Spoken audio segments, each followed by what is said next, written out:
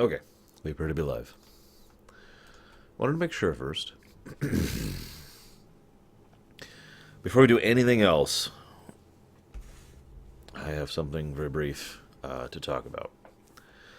For those of you not aware, Kenny Baker died this previous week. I am starting to get more than a little discouraged at how many science fiction actor deaths I have been having to report in these lore weeks. I don't have much else to add. He was a great guy. He's been acting since he was a kid. He, in many ways, embodied R2-D2 for a lot of people, myself included, and it sucks that he's dead. On the plus side, unlike some of the deaths I've had to report, he died at the age of 81, which is actually kind of phenomenal for someone with the difficulties he had to deal with. So, moment of silence.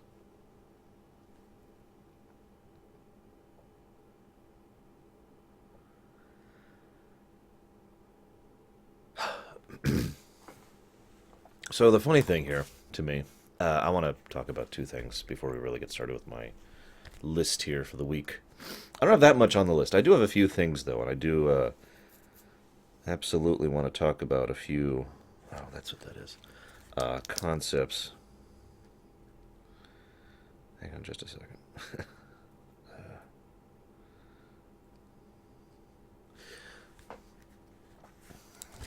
There we go. So... Get some music going. All right. Someone recently messaged me on the forums talking about the Loreweek and how I do this stuff, and it was some feedback, and that's great. As I've said many, many times, whether you are giving me constructive criticism or whether you're giving me praise or you're just commenting on a thing, that is all positive feedback, and that's why I like that. I encourage people to give me positive feedback. I just feel like defining positive feedback before I say that, because I don't want people to just lick my boots. I do not have sand on my boots. Therefore, it was awesome to have someone give me that kind of constructive feedback. And as ever, I encourage everyone else to do so, all willy-nilly if they choose to. So if you guys have any things to share or any thoughts, please feel free to do so. I'm going to go ahead and give you guys a little bit of a heads up. I am actually playing WoW this lore week because the Legion pre-event is going on, and I don't think I need to explain anything else. But I'm not really playing it. I'm actually kind of camping something in hopes of getting a rare spawn. So it shouldn't get in the way of the lore week, not like it ever does. I'm actually pretty good at talking while playing WoW. I used to actually use WoW as a way to help me GM, because it was easier for me to maintain a thread of thought while I was playing a game.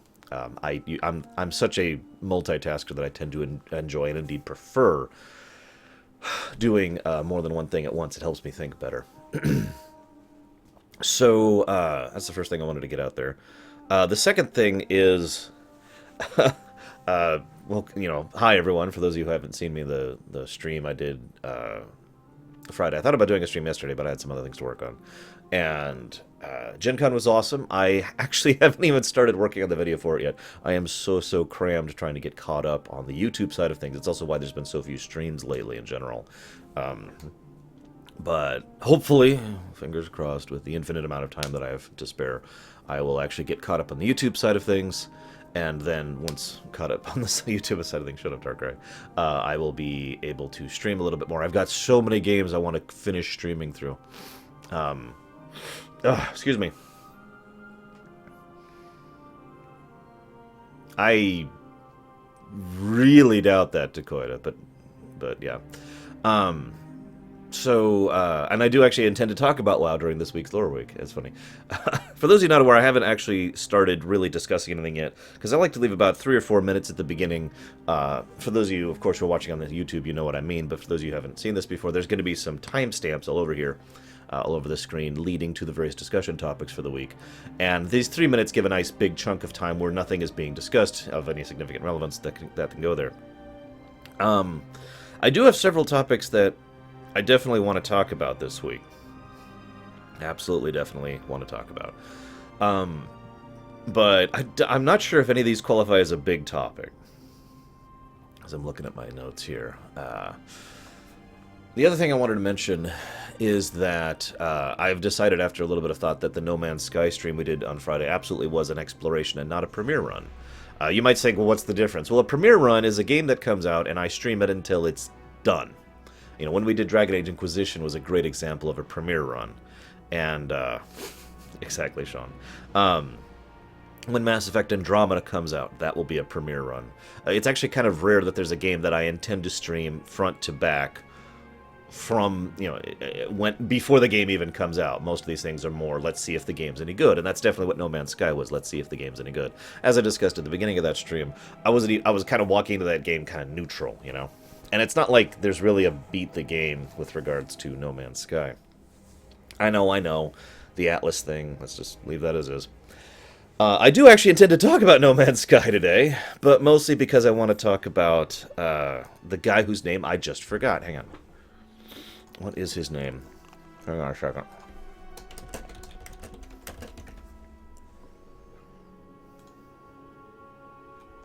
Sean Murray. I actually, this is something that came up last night, so I'll add him to the list here. There we go. Okay. Hi, Spirit of Memory. Hey, Rescor. Was it good? I'd say it was overall a net positive, but it was very, very niche. And it does have some pretty significant flaws. It's the kind of game that if you added certain functionality and certain concepts to the game, it would, in my opinion, be not just a good game, but a great game. It's a good launch-off point for other styles of gameplay, is what I'm trying to say. But the game as itself, you'll have to go watch my thing. I'll be putting it up on YouTube shortly, the explorations. So, I think that's enough time. What's our timestamp at here? Hang on just a sec. That's enough time. Okay, time to start talking about topics. First thing I want to talk about, we're going to pack up to 2 Blizzard things and 2 Nintendo things and 1 Star Trek thing. I swear I'm not intending to focus my content on that stuff. Oh, I need my timestamp. Here's my timestamp. Hang on, just a second. Timestamp is, we'll just put it at that there. Whoops. There. Okay. First thing I want to talk about is Overwatch. I know, right? Let me just go ahead and say something that really weirds me out about Blizzard games in general. Actually, no, I'm going to start in a weird direction. Hey, Hourglass. Hey, Zoan. Recently, someone accused me of being favoritist. Now, that was a weird accusation to be leveled at me, but, we'll get there, Darkrai. It might actually be dead. But it was a weird thing to be accused of, and after some discussion, I decided, yes, I actually was absolutely being favoritist. Because, here's the thing. I want you to imagine for a moment that someone you like, you know, a friend or a family member or whatever, someone you enjoy their company, does something that irritates you, okay? Now, I want you to imagine, in a separate instance, someone that you really don't like, someone you actively, you know, have, I'm not going to say hatred, that's a little extreme, but, you know, you genuinely do not like that person. They do the exact same thing. Which person are you going to be more reacting to? Are you going to be more inclined to forgive the person who you already like and you already enjoy their company? Or are you going to react the exact same way to both people regardless of the difference in your opinion and preference of the two? Yeah, grudge is a good word. I can go with that. My point is, someone did something to me that I just kind of shrugged and let it go. Whereas, not that long previous to, someone else had done something that had pissed me off. And I absolutely was more inclined to just shrug off the person who I liked, as opposed to the person I didn't like. Because I fully admit, and if you want to call that favoritism, that's fully acceptable. I'll accept that. But to me, that makes perfect sense. Because it is the exact same reason why we are willing to accept good games as good as opposed to bad games as bad. If you don't understand what I mean by this, let me try and explain. FF6, my favorite game of all time, is a flawed game with several issues that make it, you know, that add a negative reaction to the game, right? But I'm a little bit more inclined to forgive those because the good outweighs it. It's the exact same concept here. I am more inclined to forgive person B because the good aspects of person B overwhelm this one negative, as opposed to person A, who has lots of other negative aspects and then another negative aspect added on top of that, right? Make sense? What I'm trying to say here is that if there is someone or something, game, company, TV show, whatever, that screws up, I am absolutely more willing to forgive its screw-ups. Acknowledge them, absolutely. Don't whitewash over them. That's different. But, acknowledge them and then forgive them, basically. Move on from them, because there's so much other good that covers it up. Make sense? Why does this have anything to do with Overwatch? Blizzard has made many, many mistakes for many, many, many years. Blizzard screwing up, Blizzard pissing off its fan base. This is not new. Blizzard's been doing this since the StarCraft era, depending on how far back you want to go. But I am very universally more positively inclined towards Blizzard, because Blizzard games, in my opinion, of course, tend to be awesome. Exact same concept I'm talking about right now. Blizzard does do things that are negatives, and they should be acknowledged, and they should be caught. It should be brought to attention.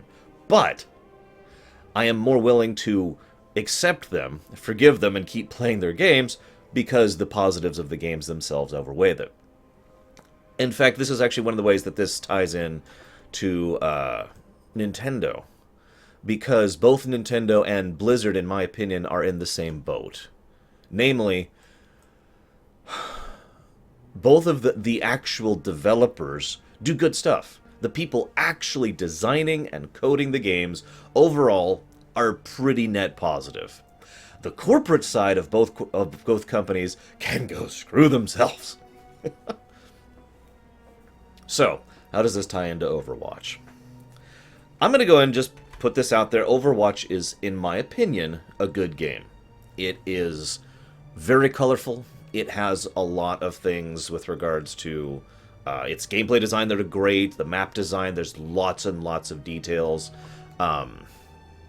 There's tons and tons of things that they do that I think are a positive. I bought Overwatch despite the fact that I haven't played it since that initial purchase, just because I wanted to support the game, because I thought it was that good of a game. Make sense? So I do think Overwatch is a very, very good game. However, there's two things that they have done that I have to address, because these things do need to be addressed. We do need to acknowledge their negatives. The first thing... Hey, Grunge. The first thing is, I like how they pretty much blatantly have taken Rocket League and basically copy-pasted that into their game. But the second thing, and this is ridiculous, is their money grubbing that they have recently done.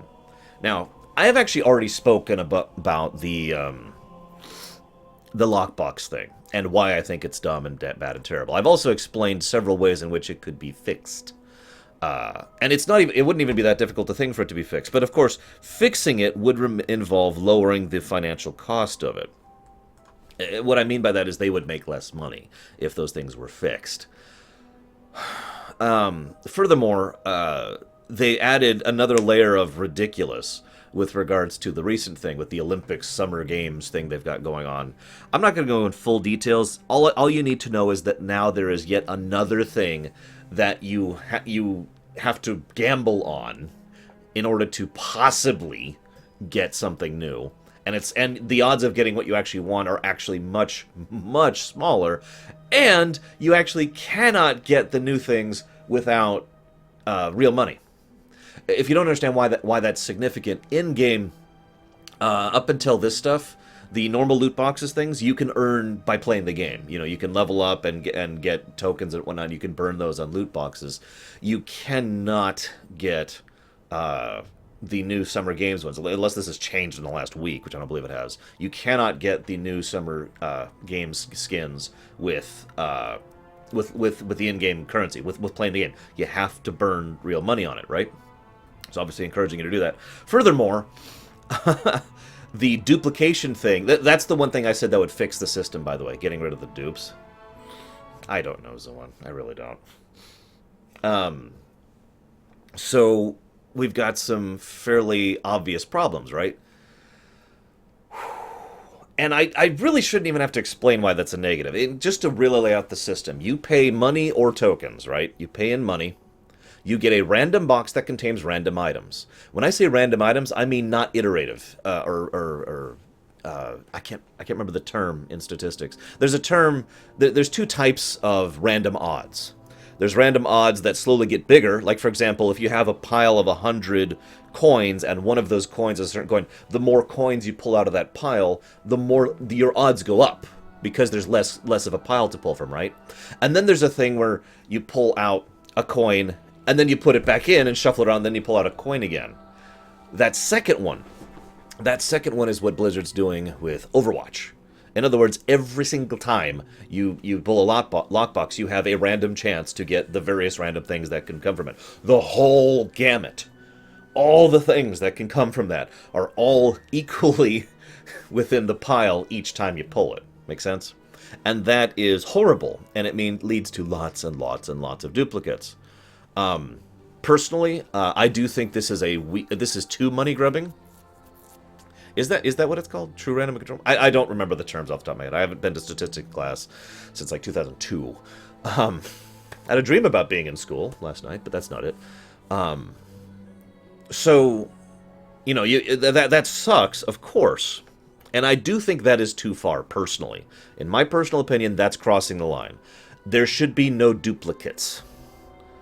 And that's actually... That's not true, Raskor. The new Summer Game stuff you can't get with the in-game currency. Yes, Hourglass, that is absolutely a thing that could happen. Now, that's my biggest complaint about that. And I do think fixing that would fix it. If you got rid of the duplication thing, I think that would fix it. It would still encourage people to buy the loot boxes, which is important for reasons I'm going to go into in a moment. I want to show both sides of this argument. It would still encourage people to buy it. It would give people a sense of progression. Progression is extremely important of a feeling for any gamer to have. It's one of the reasons why most games you start off weaker than you end, because they want the player to feel a degree of progression. I've actually talked about this when I was in my Vampire the Masquerade Bloodlines rumination that I recorded just a few days ago. You need some kind of progression in most philosophy for video gaming, right? And it would help them to keep the income coming. It would ensure, and it would help to give the players the sense that they no longer have the chance of failing at getting something they want, right? No more dupe problem. I mean, how discouraging is it to be like, all right, I just need this one more thing, and you drop the money on it, and it's 5 things that you already have, right? Let me give the other side of the argument. This is, of course, sometime in September, AXCAC. I forget the exact date. I'd have to look it up as I could. The Vampire Masquerade Rumination will be going live September 16th.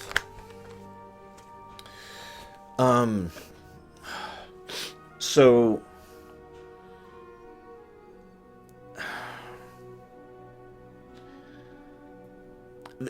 what I'm about to talk about is actually a bigger topic than I really want to discuss right now, but I want to at least get across the main base point, which is, in short, keeping Overwatch live actually does cost continuous money. The usual argument that I've heard people say is, it's a paid game. You dropped $60. Why do I have to keep paying to keep it live? The problem is that doesn't actually work that way. Not in real life, unfortunately, due to many things that I don't actually want to get into, because I could really get into the economics of this situation. It is economically unviable for Overwatch to survive for any real length of time just with the initial cost. In other words, they need some way to continue to have some kind of income coming into Overwatch in order to keep Overwatch live, and in order to keep Overwatch with new updates and new characters and stuff like that. That is a financial reality. I'm not saying their current economic model is the correct economic model, but I am saying that they do need some kind of money coming in order to keep the game going. That's just a duh. Now, as I said... No, I'm pretty sure you do, Grunge.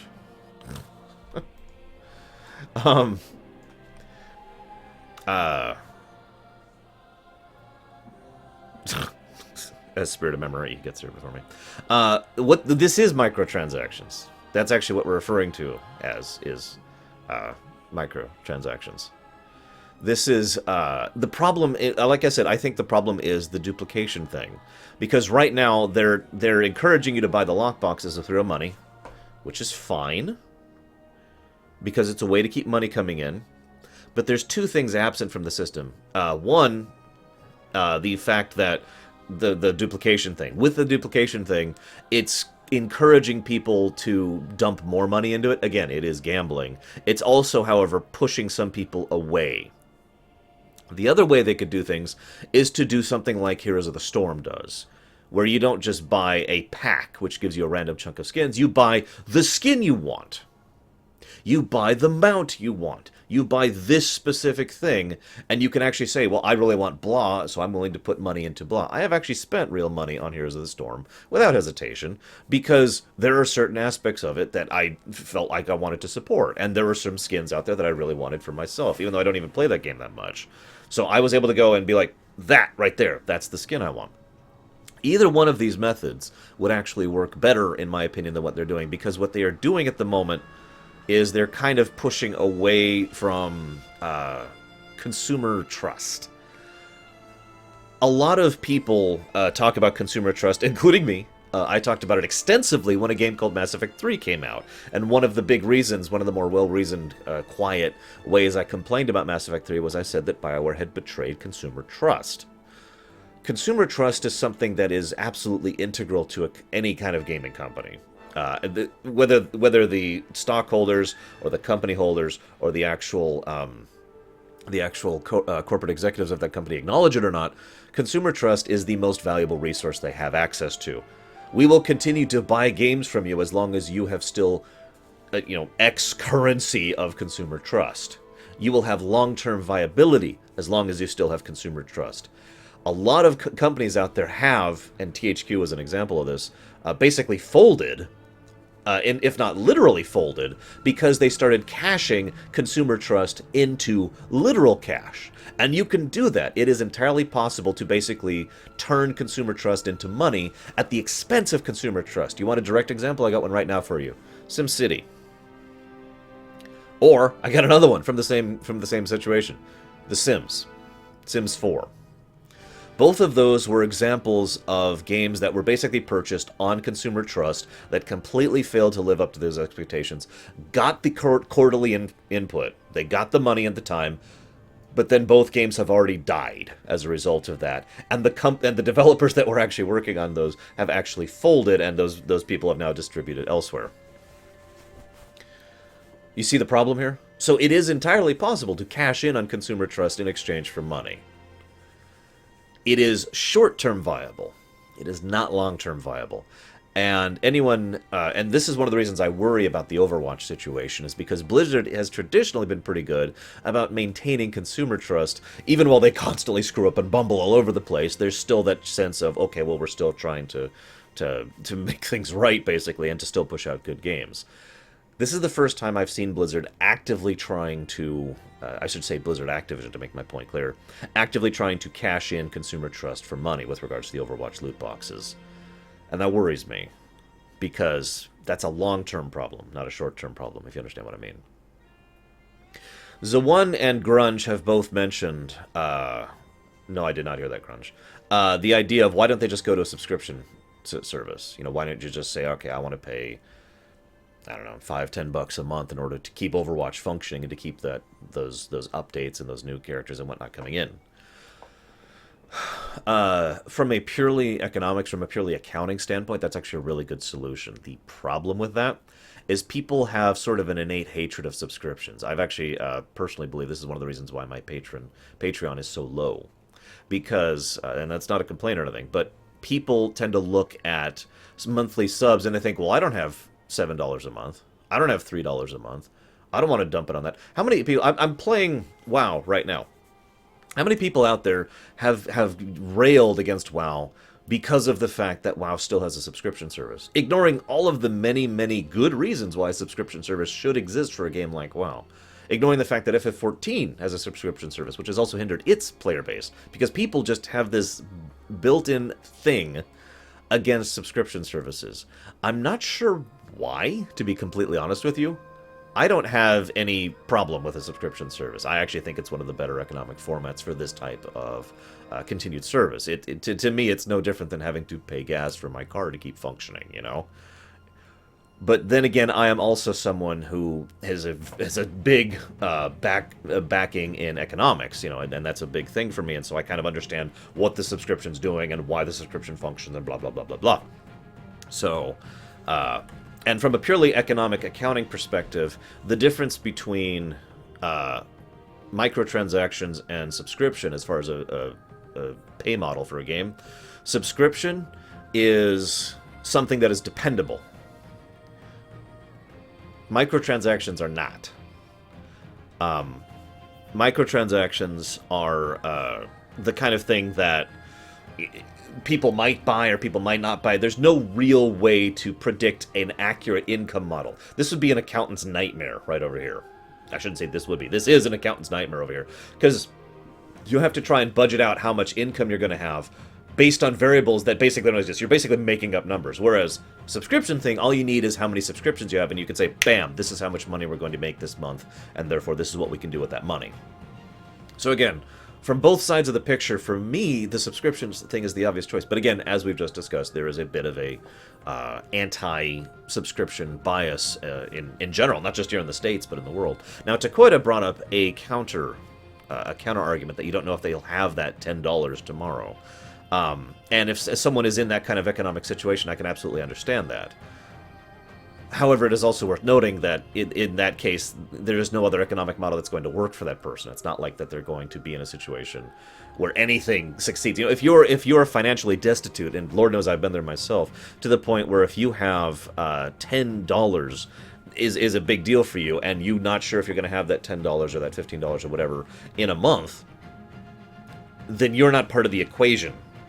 I hate to say that, but it's true. If there is any kind of economic model at all, microtransactions, the gambling fees, the pay to win, pay to wait, there's so many different models, and of course subscription, you're not a part of the equation at that point because you are someone who is not a reliable source of income for the company, and therefore is probably not someone who's going to be able to afford to pay the game at all.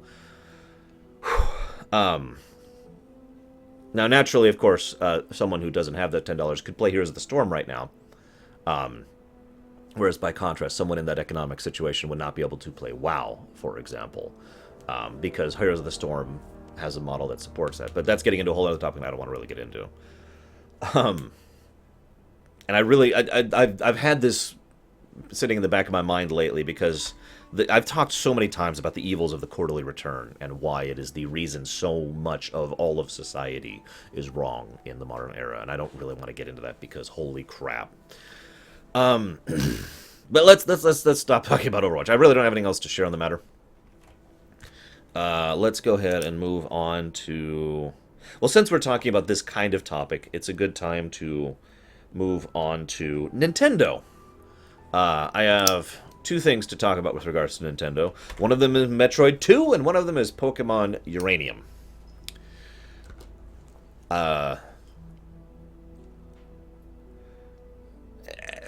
I'm not going to get into adverts right now. Adverts is a whole other thing. Rogue One? No, I'm not going to talk about Rogue One. I don't even have it on my list. There's nothing to talk about. It looks cool. Moving on. There was your Rogue One discussion. It looks cool. Let's talk about Nintendo. Okay, so for those of you not aware, Pokemon Uranium was released this week and then immediately dropped down. You're welcome, Hourglass. Immediately pulled. There were lawyers who were like, hey, by the way, you know, blah, blah, blah. DMCAs and whatnot, you know, trying to pull those things down. And, of course, there was the Metroid 2 situation, where Metroid 2 came out, and it was this proper remake, and blah, blah, blah. And then, of course, it was removed, because DCMA's, you know, lawsuits, blah, blah, blah. Let's just go ahead and get the obvious out of the way. The lawyers at Nintendo are the people who issued the takedown notices. I want to make that absolutely 100% clear. that it's not the people who work at Nintendo, it's not the developers, it's not the people who actually make the games, it's not even actually the corporate people who I've placed plenty of blame on in the past. It is purely the lawyers who actually push for this kind of thing. It is also not technically their fault because of the fact that copy wrong is this ridiculous, horrible thing. To put it bluntly, if, for example, they put out this Metroid 2 thing and Nintendo did not go after them, what could then legally happen is another company could show up and say, well, we're going to make a new Metroid game. And Nintendo could say, well, you can't. We own Metroid. And then the other companies could say, no, you don't. You didn't defend your right to your copyright.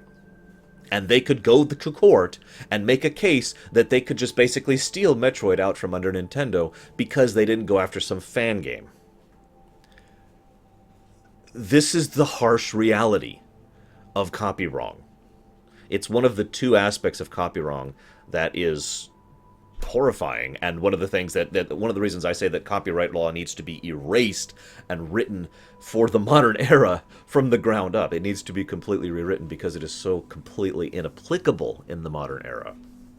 Now, and you might like, well, wait, hang on. Why don't they do something like StarCraft Universe did? And that's actually a good point. For those of you not aware, the people making StarCraft Universe went to Blizzard and said, hey, we'd like to make a fan game, in your game. And they hashed stuff out, and they got Blizzard's official support on that, right? The reason, the significance here is a third way in which copyright law is completely, absolutely screwed up right now, is the fact that a company can't just say, we give you permission to work on this. It doesn't work that way. There's lawyers involved. There's legality involved. There may or may not be court hearings involved, and I don't mean court hearings as what you're thinking.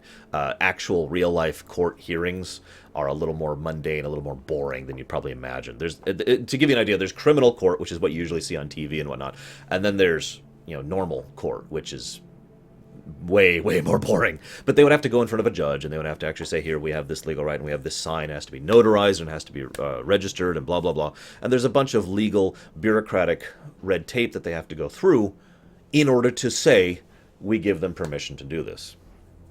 I think that is a huge flaw, because that is another obstacle in place to prevent things like that from happening.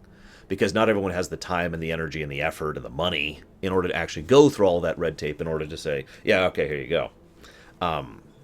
It would be neat if Nintendo did give the official, here you go, to the Metroid team. It would not be the first time that's happened. But it's unlikely as a result of that. So, yeah. I just wanted to get this out there because I have seen so much hate spewing towards Nintendo about how I'll never buy a Nintendo game again, and how I'll never go into, I'll never buy a Metroid game again, and I'm going to burn all my copies of Metroid. All these, I'm not making any of this up. This is all stuff I've heard people say with regards to this.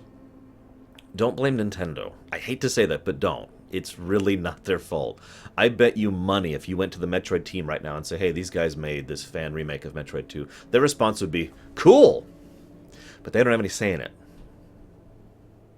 Doesn't work that way. That being said, I want to address something about both of these, actually. First of all, I will not be streaming either of them until the legality is settled. No, I can't. I'm Boz Dogan. I'm incapable. I'm not going to be streaming either game, obviously, because of legality. The other thing, though, I want to talk about is some people... What do you mean, Raskor? How am I not giving context? Fan games were made and then takedown striked. I already said that. There's nothing else to add. I do want to talk about Pokemon Uranium in specific, because some people have asked a very legitimate question, which I find interesting. They've asked... They knew this was going to happen. There's no way in hell you can make a Pokemon fan game and have it not get, have this happen, have this copyright. This is a known problem. This is a common problem, and it's been a problem for years. So why even release the game? Why spend 9 years is how much they spent working on Pokemon Uranium? Why go through all that effort and time and work to put out the game? Two reasons, both of which are basically the same reason. Reason number one, they obviously genuinely care about the work. They care enough to actually be passionate about the game they want, and they really wanted to make a good game. They're not profiting off of it. They're not getting, super awesome benefits or rewards or whatever for making the game. They just wanted to make a great game, which ties into point 2. They knew that it takes time to issue a DMCA or DCMA. I always get the acronym confused. They know that it takes time to do that. So that gives them a week or two to get the news out there that they've made this new Pokemon game, to get it distributed as far and wide as possible until the strike comes in. Now, if you don't understand the significance of that, let me put it to you this way. If it is illegal to buy this pen, just bear with me.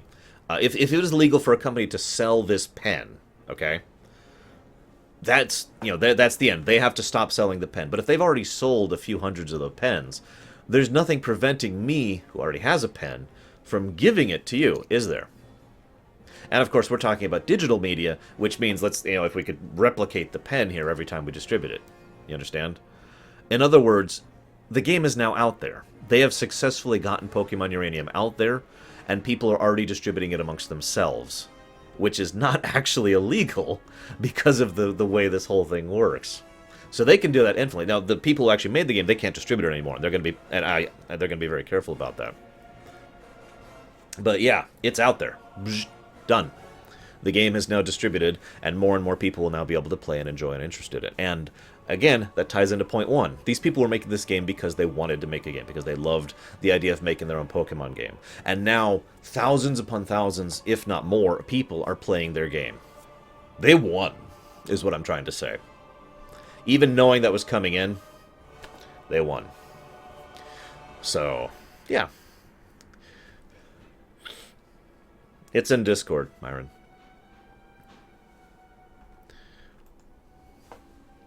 It's legal to distribute it. It's actually a gray area.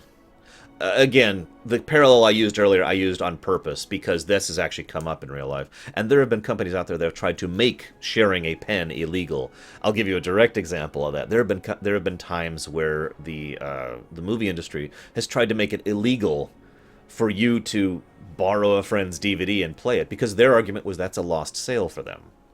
And they feel like they need, the extra money. They want you to go and buy your own frickin' copy of the movie, and then you could watch it, so they get more money from you. As you might imagine, that was shot down.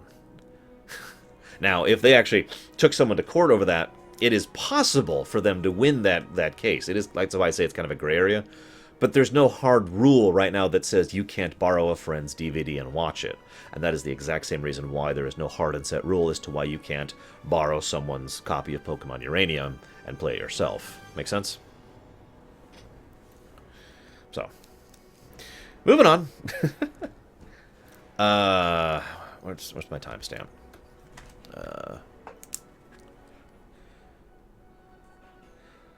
Let's talk about Star Trek. How's that sound? Who here wants to talk about Star Trek? Anyone? No? No one wants to talk about Star Trek? Well, okay, I'll just go on. and thanks to copyright law, I can't even play Star Trek music right now for you.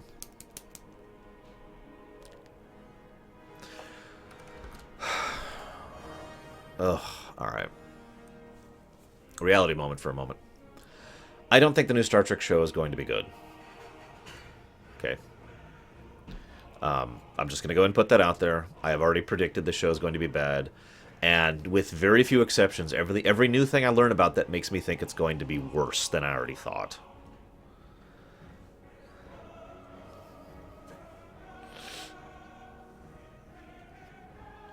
I'm trying to think of how to say this as nicely as I can.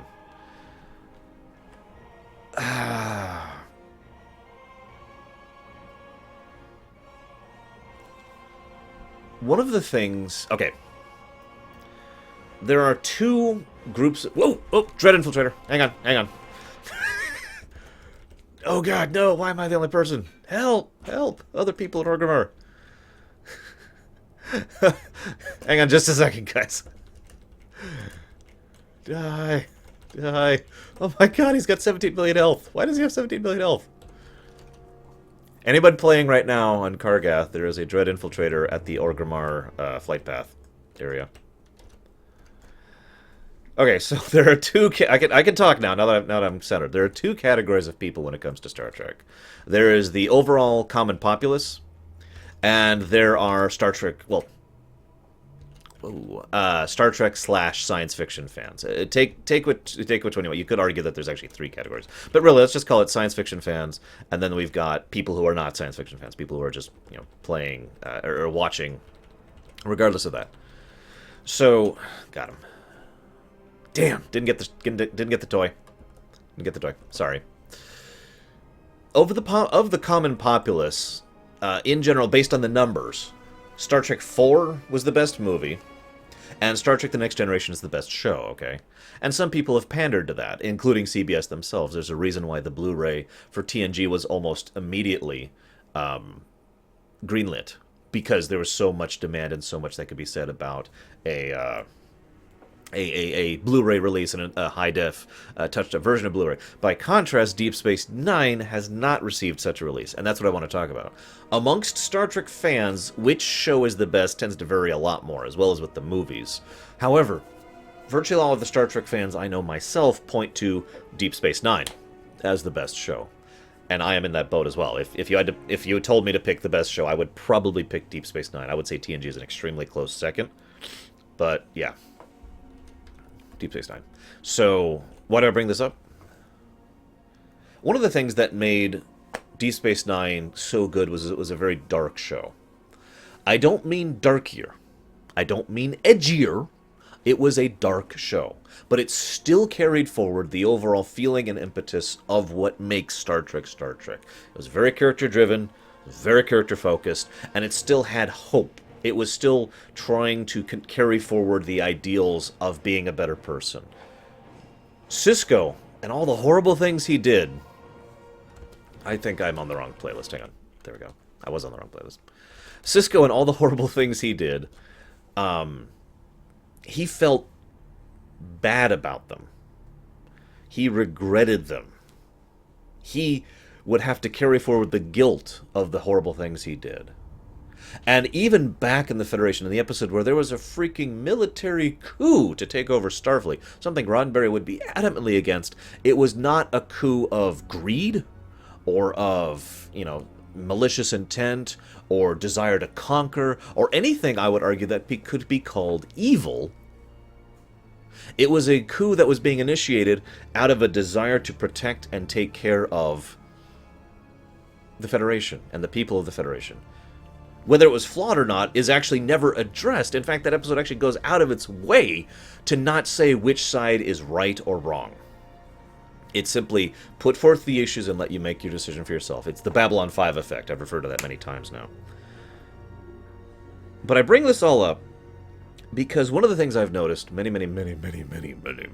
times is that corporations do not understand anything. Some people do not. A lot of times, I've actually talked about this recently, companies tend to learn the wrong lesson. How many people looked at, as far as companies-wise, looked at the Deadpool movie, saw that it was successful, and said, aha! We're going to go ahead and make our movies more like that. But they didn't understand what made Deadpool a popular, successful movie. How many gaming companies out there looked at Call of Duty 4, Modern Warfare, and said, aha, that was a successful game, and didn't understand why, and copied it? This is another variant of bullet point syndrome I've talked about many times. In other words, companies tend to look at things and learn the wrong lesson. And this is all boiling up to Star Trek Discovery. I swear I'm getting around to it. It's the new show, Star Trek Discovery. I very strongly believe, I've seen several interviews about the people involved, and they look at the whole situation, and they have looked at Star Trek fans, and they're trying to appeal to Star Trek fans specifically, science fiction fans. And so they looked at Deep Space Nine, and they learned the wrong lesson. The first and most important thing I want to say about this thing is that it is going to include, and I'm going to quote word for word here, more graphic content.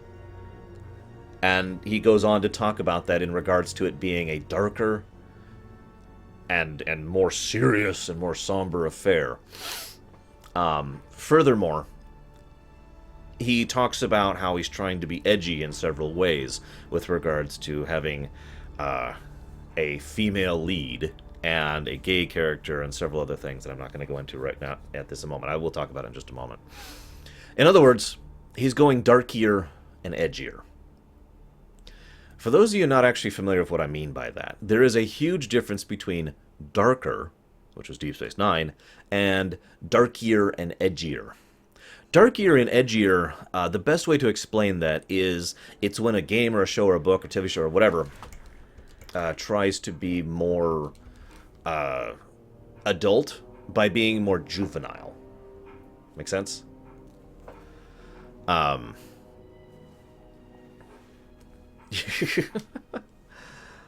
Yeah.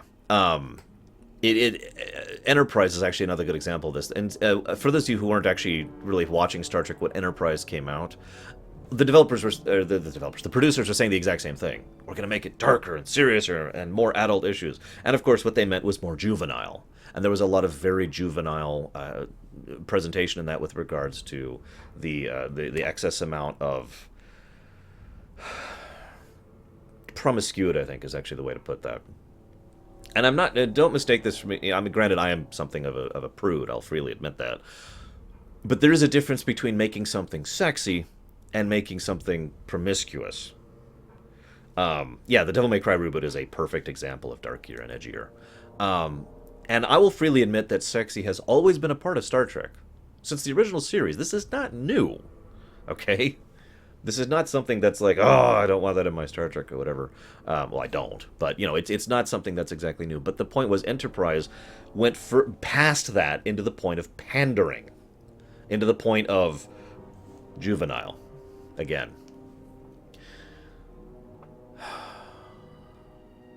Now, let's go ahead and talk about the specifics here. So that's my first concern, the whole darkier and edgier thing.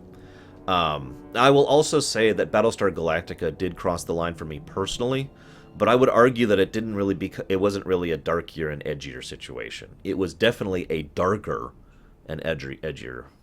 It was definitely a darker show, absolutely. And I don't even question that for a moment. But up until the end, which we're not going to talk about, Battlestar Galactica did bother to have meat around the rape and the violence and the torture and all the other horrible things that were in it, right? It was a very, very dark show, but it did have a lot of meat to try and flesh that out. A lot of character work, a lot of plot focus, a lot of self-contiguous thing, a lot of familiarity effect, a lot of things that actually helped flesh it out to be a good show. Even though I don't like it, I can still call Battlestar Galactica a good show, because it was, at least until the ending. I know, some people disagree with me on that. So it is entirely within possibility that that is not necessarily a negative. However, you can understand my worry. Because in my experience, 9 times out of 10, when something goes for darker, for more graphic content, again, using the exact words there, for more graphic content, that doesn't mean a good thing. It means a very, very bad thing. Next point. Female lead. Why is this news? Hang on. Real quick. Let me check my phone for just a second. Alright, hang on. Pull up Google Calendar. According to this is August 14th, 2016. Am I right about that? Yeah. August 14th. 2016. Why do we give a damn? At this point in history? The idea that the lead is female is not news. It doesn't even matter. And that's my second worry. Exactly, it's not news. It's the fact that there's a focus. There's several paragraphs focusing on how it's this female lead, and they're trying something new with having a female lead, and it's like, why is that news? I mean, ignoring Voyager, which is the obvious counter-argument, who cares? This is not some big progressive thing. This is 2016. We've gotten past that point, or at least we should have. Who cares? You know, I'm sorry. I know. People get mad at me because I just don't understand the significance. But okay, let me go ahead and make my point here. Whether it is a male or female lead doesn't really matter to me, obviously.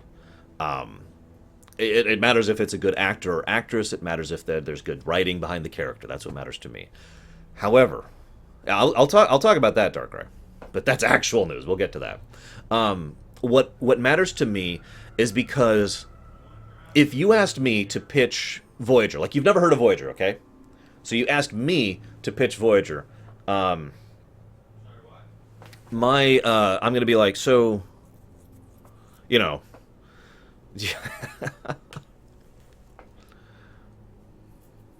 I know what you're talking about, Zuan. Thank you, though.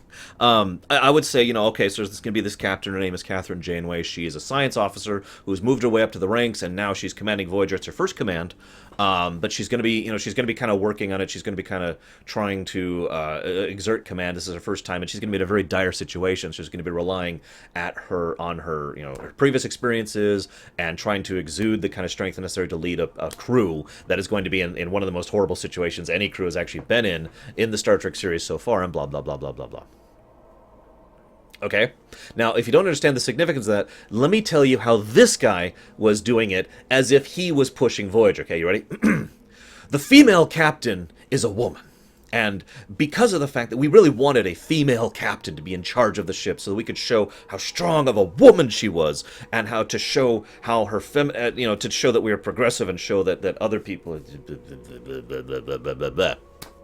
You get it? My version clearly acknowledged that she was female because it's a part of her character. Their version focuses nothing on nothing other than the fact that she's female, with one exception. I'll talk about that later. You get the point? The focus matters, which brings me to my second point. There's a gay character on the show. Now, you know me, I wouldn't be bringing that up if it wasn't relevant to this. So, hear me out, okay?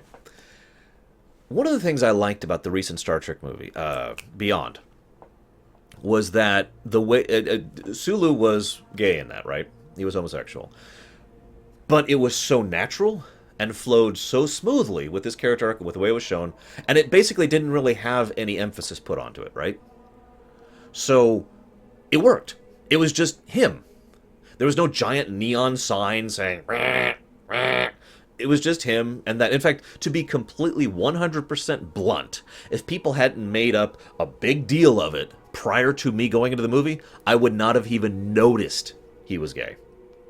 It was that natural. It's flowed that smoothly with his overall character arc, and that's how it should be. When you open up with a character, and the first thing you say about this character is, he's gay... You're doing the exact same thing with regards to the female thing I just mentioned. You're putting the focus on the wrong thing. You're being progressive for progressive's sakes. In other words, you're not actually being progressive. You're being pandering.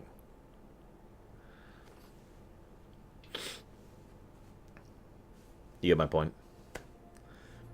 And the best part is, whoever this particular character is may or may not be a good character. I don't actually know. I have no way of knowing until the show's out, right? I mean, duh. I'm still going to try and watch it. I mean, we've already talked about the whole, clubhouse problem this show has. But, I mean, who cares?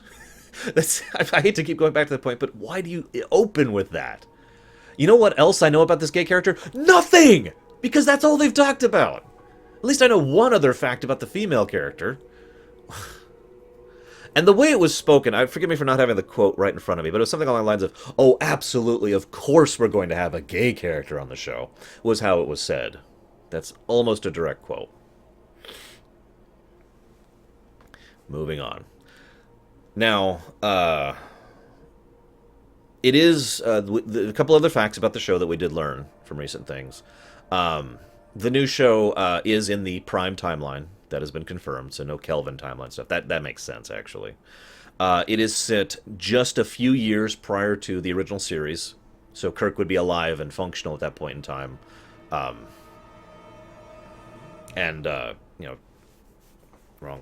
What the heck? I'm gonna switch playlists. Hang on just a second. I have a playlist just for this guy here. We'll just switch to the default playlist for this. We know it's in the Prime timeline. We know that the Klingon War is going to be involved. I have a theory about it. So, I mentioned that there was one other work I don't know is the one.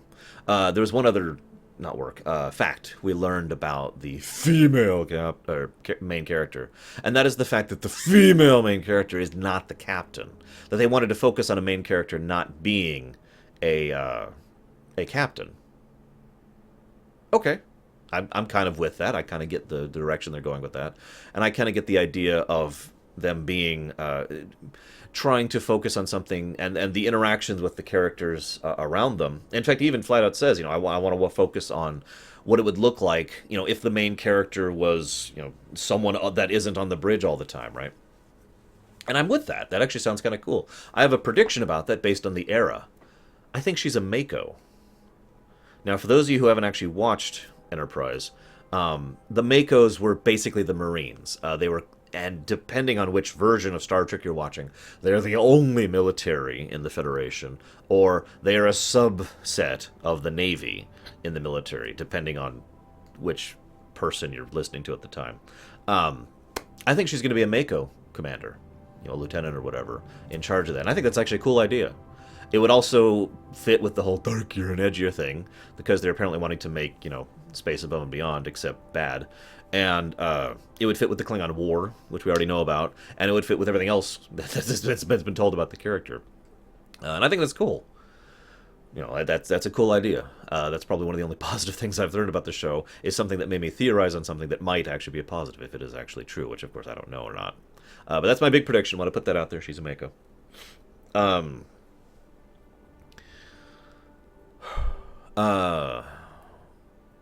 was I going to say? I think that's actually it I have to say about the new show. The fact that it's on the CBS only subscription service thing just kind of makes me tilt my head a little bit. We'll see. We'll see. There it is. Let me get a timestamp. God, I've been talking a lot today. I'm sorry, guys.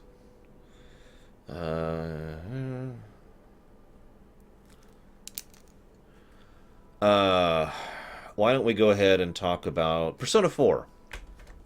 For those of you not aware, my rumination on Persona 4 went live recently, just last Friday, and I recommend you go watch it 50 times. No, don't. I don't actually get... Oh, that's great, Darkrai. That's wonderful. I'm sorry, Zeiss. I'm sorry. I'll go leave. The reason I want to talk about Persona 4, and I want to address this vocally. I actually responded to a few comments in particular about this, but I had a surprising amount of negative feedback. I shouldn't call it negative feedback. I had a surprising amount of things who had something negative to say in a positive way. It was positive feedback, but they were saying negatives. I know that sounds contradictory, but bear with me. So some people were... I had a surprising amount of that. I was actually really... I didn't know really what to make of that. And most of that feedback was centered around the same thing. I didn't really talk about the characters that much. I didn't really talk about the gameplay that much. And I didn't really talk about the music that much. Those 3 points were repeated several times by several commenters and several messages I got on YouTube. And a couple of forum messages as well. And I found that curious. And I wanted to address why that is. So I didn't... One person assumed that I didn't like Persona 4, which is correct. I didn't like Persona 4. However, that person assumed that the reason that I have no idea, Bozdogan. That person assumed that the reason I didn't talk about those things was because I didn't like them, and therefore didn't want to talk about them. That's not 100% true. As you guys probably should know by now in a rumination, I really have no shyness about talking about something that are negative. I really have no problem talking about how the new Star Trek show is probably crap. I really have no problem talking about how much Blizzard has screwed up constantly. I really have no problem talking about, in any given case, the things I feel are negatives, if I can do so in a constructive manner. In other words, if I can talk positively about a negative thing, as I mentioned earlier. However, with Persona 4, I was in a weird position, because it was like, well... Persona 4 is probably one of the best examples of coffee I've come across in a very long time. Persona 4 is a very well-crafted game. There's a lot of obvious work and attention to detail and general love and effort put into the game. It is very well polished. There's some, they really put their all into it. But no matter how well you make a cup of coffee, it's still coffee. I don't like coffee. I don't care that you put all this effort into making this big elaborate brew of this bean and this bean with this little flavoring. It's still coffee, and I don't like coffee. Persona 4 was just not my thing, and so a lot of things I stared at it because, well, I want to explain, Raskor. I'm not defending myself. You can attack me all you want, but I need to explain. I feel the desire to explain because I felt like people just didn't get it.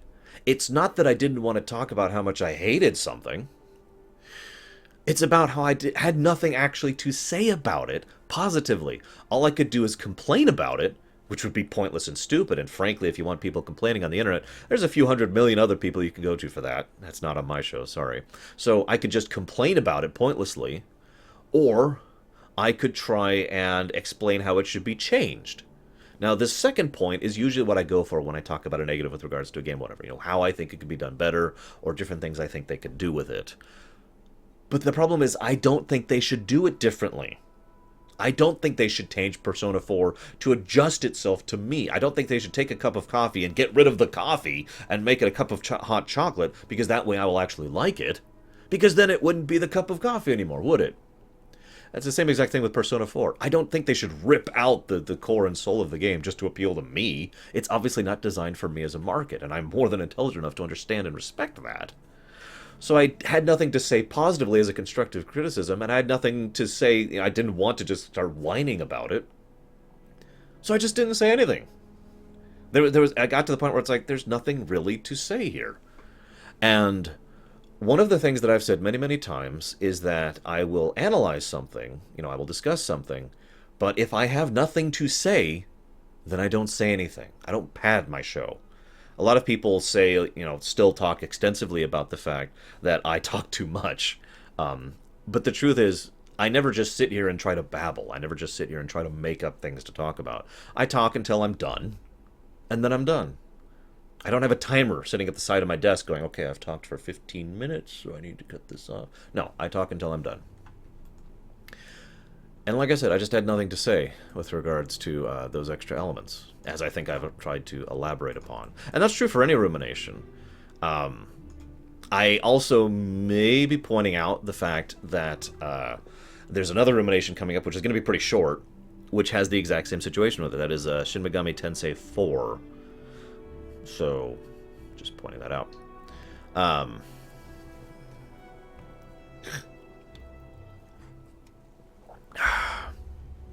I'm sorry, Myron. Hey, Sonoshi. Have you tried hot chocolate mixed with coffee? Actually, I have. I use coffee as an example. Alcohol is actually a better example. I can't stand alcohol, but coffee tends to work better. Alright, so that's all I have to talk about that. Got 2 more topics for this week. Where's... 1, 3... let's go ahead and talk about this.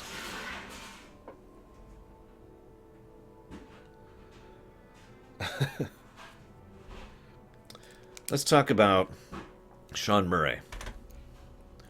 I don't know if you guys know who Sean Murray is, but he is the creative genius behind No Man's Sky. Let me just go ahead and say off the bat that I can't stand the man. I've always had trouble getting along with, and I mean no insult by this, artistic types. People who are excessively pretentious, people who really, really enjoy the smell of their own farts. I don't care for people like that. I have always had a lot of difficulty getting along with people like that. And Sean Murray is very, very, very much that. Let me go ahead and take a moment to remind you guys that I still called No Man's Sky a net positive. I want to just make that point clear before I bash the unholy hell out of Sean Murray. Because Sean Murray's an idiot. He is someone who has many, many times insisted that he has not produced a game. He is not, that this kind of a thing, he's trying to make art. Now, I shouldn't have to state the obvious, the incredibly blatantly obvious fact that games can and indeed are can be and indeed are art. That's duh. That sounds like saying, just so you know, occasionally water can be wet. That's the dumbest freaking thing I've ever heard, that people say that games aren't art. That's not what I'm talking about. My point is, based on his conversations and based on his interviews, he has made a distinction, Sierra Myron, between art and games, as if the two are separate things, and then insists that this is art, not a game. The distinction is what irritates me. The fact that he wanted a specific experience with his game and is irritated that he has actually shown aggravation about the people who want to buy his game wanting feature A or concept B to be in his game, because that's not what the game was supposed to be. Now, I sympathize with that. I actually do, in all sincerity. I get the idea of a creator who wants to make A. No, I can't, Sean. People hate it when I do my pretentious voice, and it's really hard for me to do. There's a really big... shoot, I lost my train of thought. Shoot, it's gone. It's gone. Right. You make something. You want to make A, and you end up making B, and everyone loves B, but you really want to make A. I can give you a direct example right now of that. Gene Roddenberry. Gene Roddenberry's vision of Star Trek is TNG Season 1. This is not me trying to make fun. This is not me trying to put down Season 1. I've actually defended TNG Season 1. However, that was one of the only times Roddenberry basically had the reins off, and he could do whatever he wanted, and that's what he made, because that was his vision of Star Trek. Not the Star Trek movies before that, not the original series. Make sense? Hello, Steam Tears. And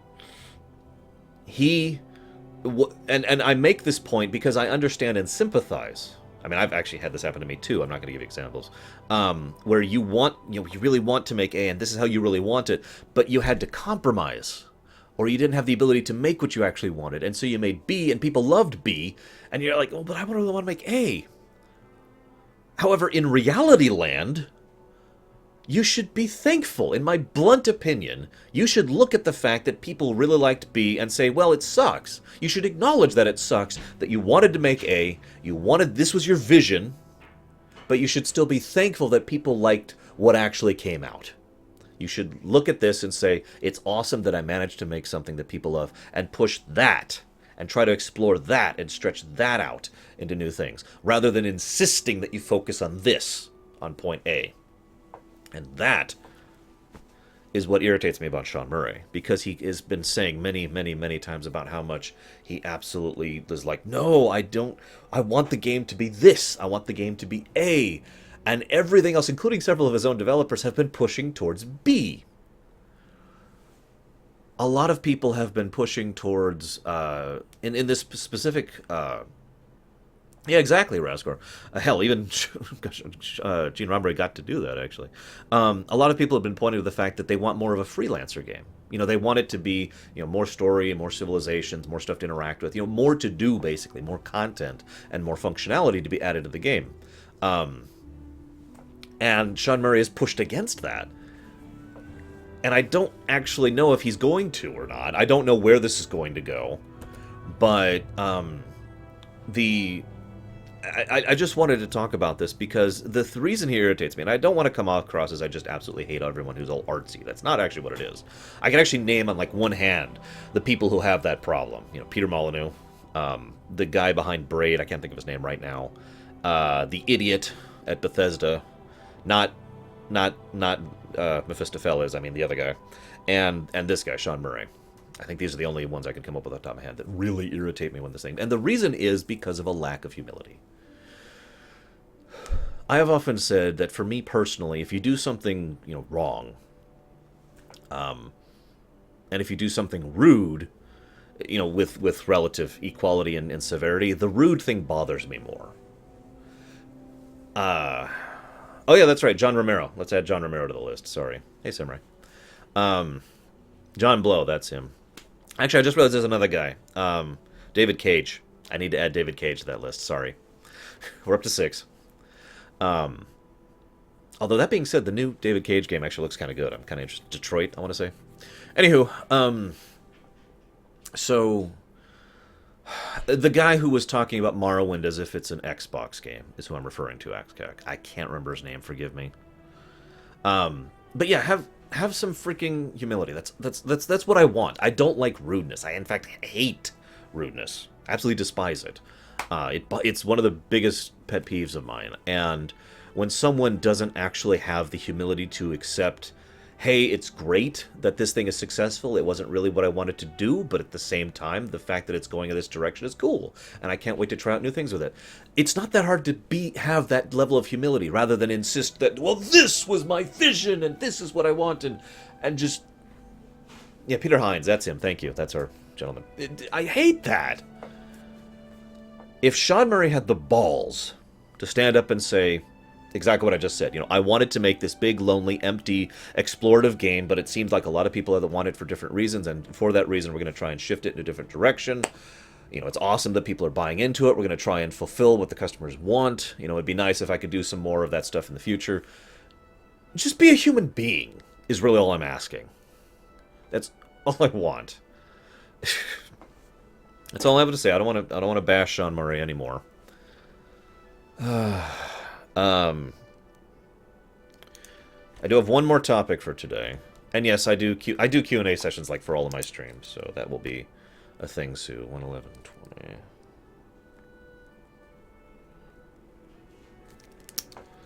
111:20.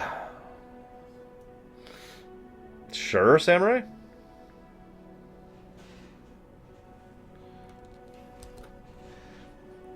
Yeah, the good news, I will say this, in defense of Sean Murray, he is not Peter Molyneux. I've actually heard a lot of people compare him to Peter Molyneux, but while he does have one aspect of Peter Molyneux's overall approach, he is not that much of a flagrant liar as Peter Molyneux is. Peter Molyneux is a massive, massive liar. I don't believe a single word that comes out of that man's mouth anymore because of how much of a freaking liar he is. Sean Murray is different. See, Peter Molyneux will spew, this will be the greatest game ever, and it'll make explosions of rainbows and joy and unicorns. Sean Murray says, this is going to be an amazing game, and I can't wait for everyone to experience it. Because he honestly is trying for his vision. So I will at least give him that credit. He's not really lying about No Man's Sky, so much as the fact that he's actually, he actually cares about his work and actually thinks it's this great, amazing artistic work, and it has been something of a shock to him that it isn't. Anyways, what? Samurai, quick, I need to move on to the next topic.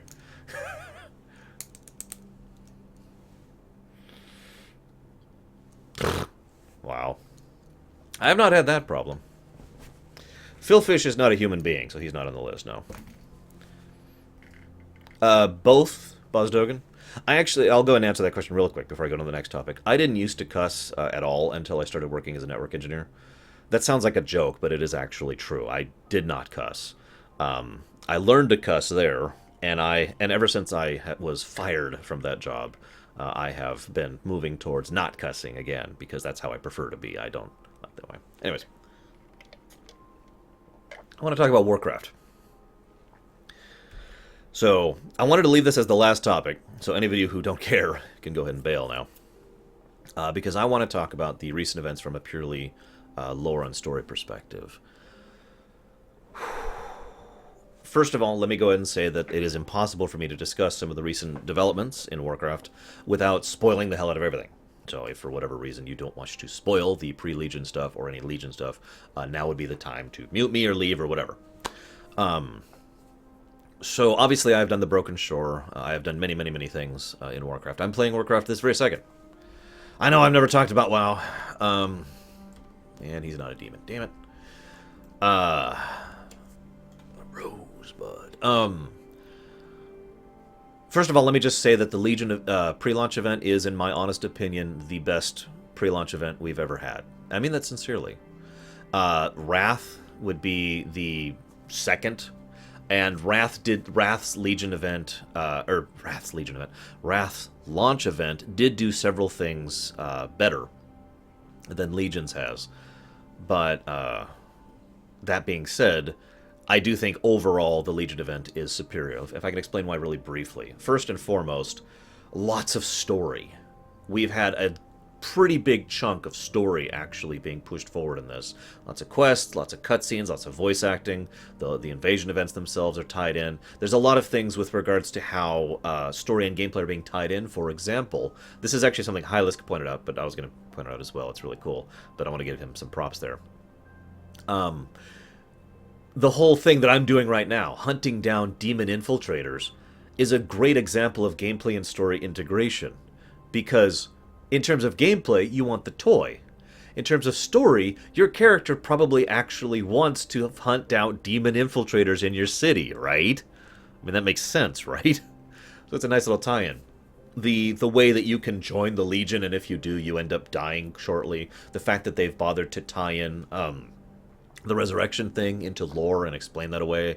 The fact that they've got tons and tons of new stuff with regards to how the invasions themselves work, and of course the Broken Shore. There are the quests that aren't even live yet, but I know a few things about them that are going to involve Ulduar and Karazhan and Dalaran, and I believe there's a fourth one. All that stuff's great. So big story focus. Big plus for me, obviously. The gameplay focus has also been top-notch, though. First of all, this is probably the best catch-up mechanic for gear I've ever seen in WoW. It is... this is not an exaggeration.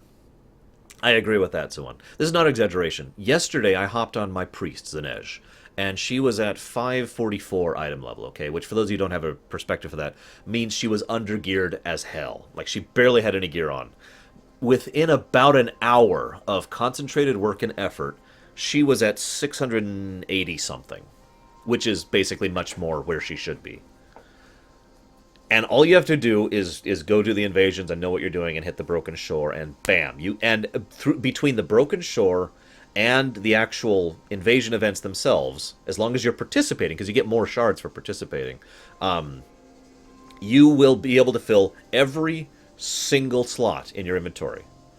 Both weapons or just your weapon slot, helm, shoulders, cloak, chest, leggings, belt, boots, gauntlets, both rings, both trinkets, and necklace. Every single slot has something between the Broken Shore and the invasion events that can be filled. There's a little bit of RNG involved, but it's been very kind to me on 13 characters, so I think I can speak positively about that. This is probably one of the nicest RNGs I've ever seen Blizzard put out.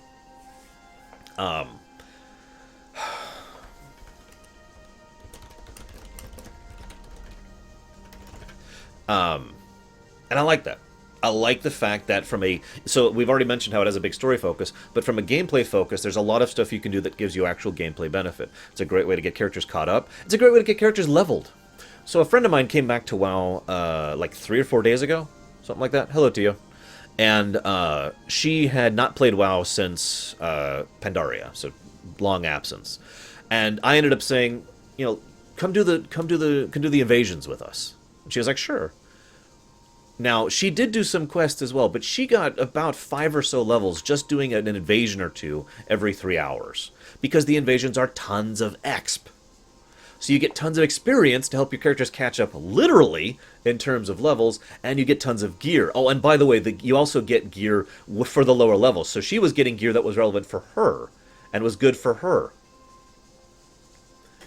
So what I'm trying to say here is very, very good gameplay focus, very, very good story focus. And there's a lot of just random fun stuff you can do, like the pamphlets, which was just pointed out. You get these little pamphlets that are, like there's this one pamphlet about a goblin prince, I forget his name, Galliux, I want to say, who, I don't remember if it's him or not, though, who is like, is the end of the world coming? Would you like to enjoy the end of the world in style? Purchase a ticket for my Zeppelin as we sail around and watch the apocalypse, stuff like that.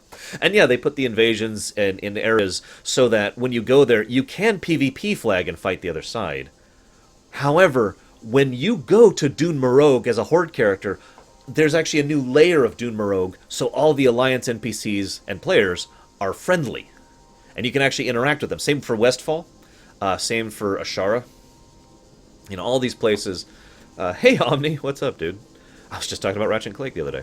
All of these places, they make it so that the aggravation of PvP is reduced to optional, and I like that. And yeah, so I like the idea of a third faction. In fact, I've been pushing for a neutral faction since vanilla. This is not a joke. So, if I am a sentient wolf that is also a human, and I kill a sentient cow and cook the cow and eat the cow, is that considered cannibalism? No, because cow is just too tasty to ever be cannibalism. So, let's talk about a couple of specific things. Let me go ahead and get something out of the way here really quick, okay? Ready for this? I have a pretty big tolerance for aggravation in my life. I have a pretty big tolerance for people, pissing me off or whining and complaining and moaning, right? But that tolerance has officially been breached in the last week or so. Because I have heard so much whining and bitching and complaining and moaning and screaming about, from both Horde players and Alliance players, but primarily Alliance players, about the events of the Broken Shore, that it has actually burst my bubble. It has actually finally gotten under my skin, and I finally said, enough. I'm tired of hearing it. And I actually probably reacted a little too negatively towards Zawan earlier, and I apologize for that, Zawan, because I thought you were going to go and just scream and rant just like everyone else did, which just drives me absolutely mad. I have actually heard people who, on the Horde, who were talking about how awesome it is that a human died. I actually saw someone say that myself as a one, in addition to what you were talking about. I did one last night on another character. And I've also, when I did it my final time on the Alliance, because I only had another Alliance character, people were just like, oh, those damn Horde sons of... this is not a joke. I heard someone talk about how the Horde had obviously joined the Legion. What? What? Hi, Silent Crits. What's up? It basically, Hourglass. It's just ridiculous. It's absolutely ludicrously ridiculous. And it drove... Now, let's go ahead and talk about this. It's pretty clear they split up the two cutscenes on purpose so that the Alliance would not know the whole story, and neither would the Horde, for that matter. But the thing is, this is both good writing and lazy writing at the same time. Let's talk about the good writing thing first. There was a lot of aspects of good writing in the cutscenes. First of all, I will go ahead and say I prefer the Horde cutscene. Not because I'm pro-Horde, it's nothing like that. It's just I feel the Horde cutscene is a little more character-focused than the Alliance cutscene. That being said, the Alliance cutscene is way, way more awesome. Holy crap. I actually shed tears, this is not a joke or an exaggeration, at Varian's death. Holy crap. As I made the comment of the world, Azeroth is a lesser place for his loss, and I mean that sincerely. Varian is someone who I used to hate. I used to despise him back in Wrath, when he first came out. And I've talked about that during the lore run. But he grew as a character, and they did something awesome. They actually took a character, and they developed him, and grew him, and fleshed him out, and just making him better, and making him better, until he was a character I was just rooting for, and then they killed him. That's good writing, right there. They spent time and effort and care building up a character, and then snapped him off. And it has that much more impact on all of us because of how much they built up to that.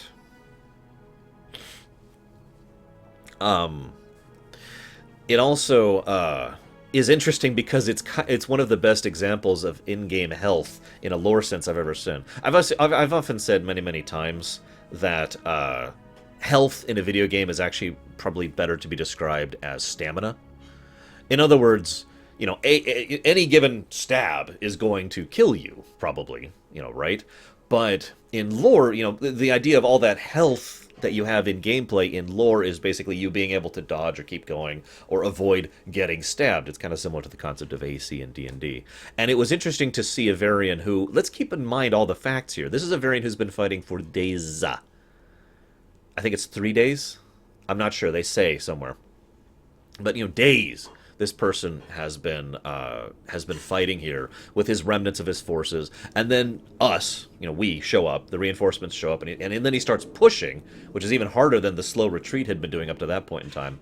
And so at that point, he is broken down, worn out. He is at his worst, basically, and he still manages to take down the Fel Reaver and goes for Gul'dan, fully knowing what's going to happen to him. I mean, there's no doubt in that. If I had only one tiny complaint about the whole scene, it's that he didn't say for Azeroth. I felt that would have been much more appropriate given his character development, given his arc, and given the overall theme of Legion as a whole. And then they do something interesting. They kill him on screen in a way that literally explodes him.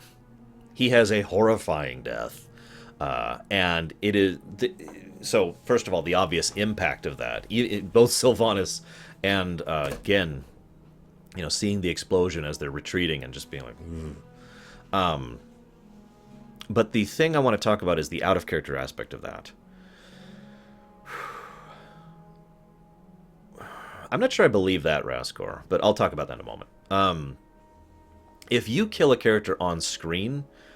Generally, the best reason to do that from an out-of-character perspective is because you want the viewers to know that character is dead. There's no ambiguity. If we never found the body, that's basically shorthand for they're secretly alive, right? I mean, we all are at that point, and Lord knows Blizzard is pretty bad about bringing characters back to begin with. So they killed him on screen, and they destroyed him on screen. There's only two reasons they do this.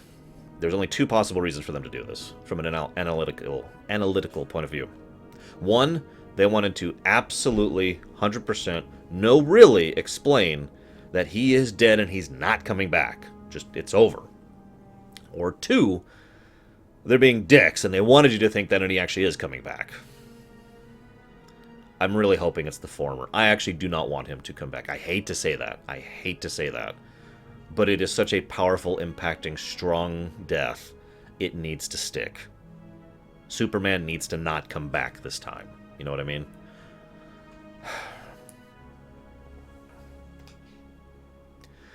I know, Draculis, I know. So that's what I wanted to talk about with regards to that. And yeah, Greymane absolutely thinks Sylvanas betrayed them. And that doesn't surprise me. Again, Greymane has many, many, many reasons to hate Sylvanas. She has personally pissed him off more than once, and her forces have just basically ransacked his kingdom. So yeah, absolutely. Remember what I mentioned earlier? Like, what did I start this whole thing with way back at the beginning? Well, we're not going to talk about Fordring because I'm trying not to spoil actual Legion stuff. Yeah, it was a good death. A good death should stick. Remember how I mentioned you're more willing to accept something negative if the positives overwhelm it? I mentioned the example with FF6. I mentioned the example with, like, a friend. A friend does something that irritates you, and an enemy does something that irritates you. You're more likely to forgive the friend. Well, Greymane is in the exact opposite situation here. Greymane might have actually been willing to accept the fact that of what Sylvanas happened, except he's already so negatively inclined towards her. I'm not blaming him for that, by the way. So it makes so much more sense that Greymane would automatically leap to the assumption that the Horde betrayed them, that Sylvanas personally betrayed them, because he hates her.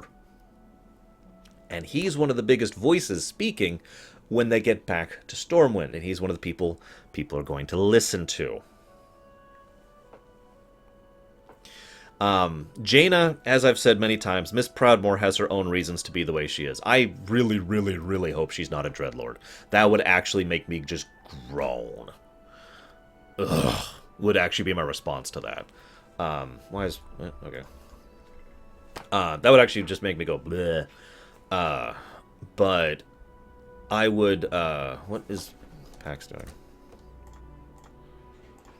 I don't know.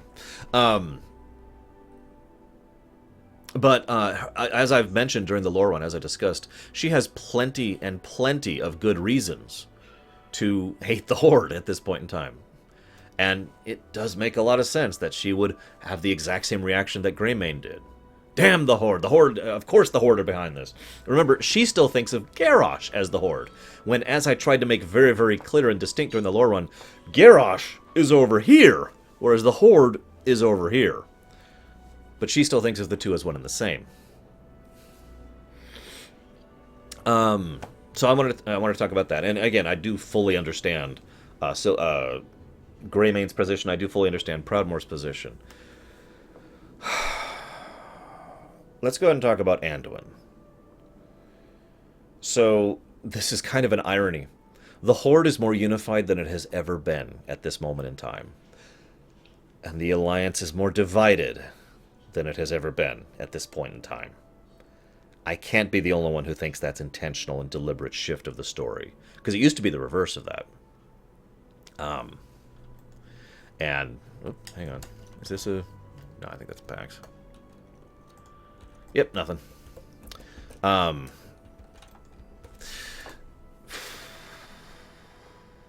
Anduin. Anduin is in a bad situation. He's basically just inherited a complete mess. And he is now trying to make do with what little tools he has available to him. Two possibilities here. This is speculation. Speculation... Yeah, exactly, Eldris. Speculation number one. Anduin will be forged into a great leader because he is in dire circumstances. In other words, he is someone who... I mean, he's inheriting a mess. He's inheriting a broken alliance and a ruined kingdom. And he wants to... What is this?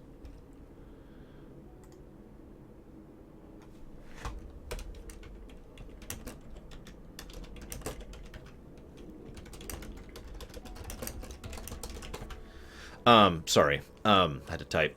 He has the possibility... I mean, we've known this before. This is not true. This is not true. This is not new.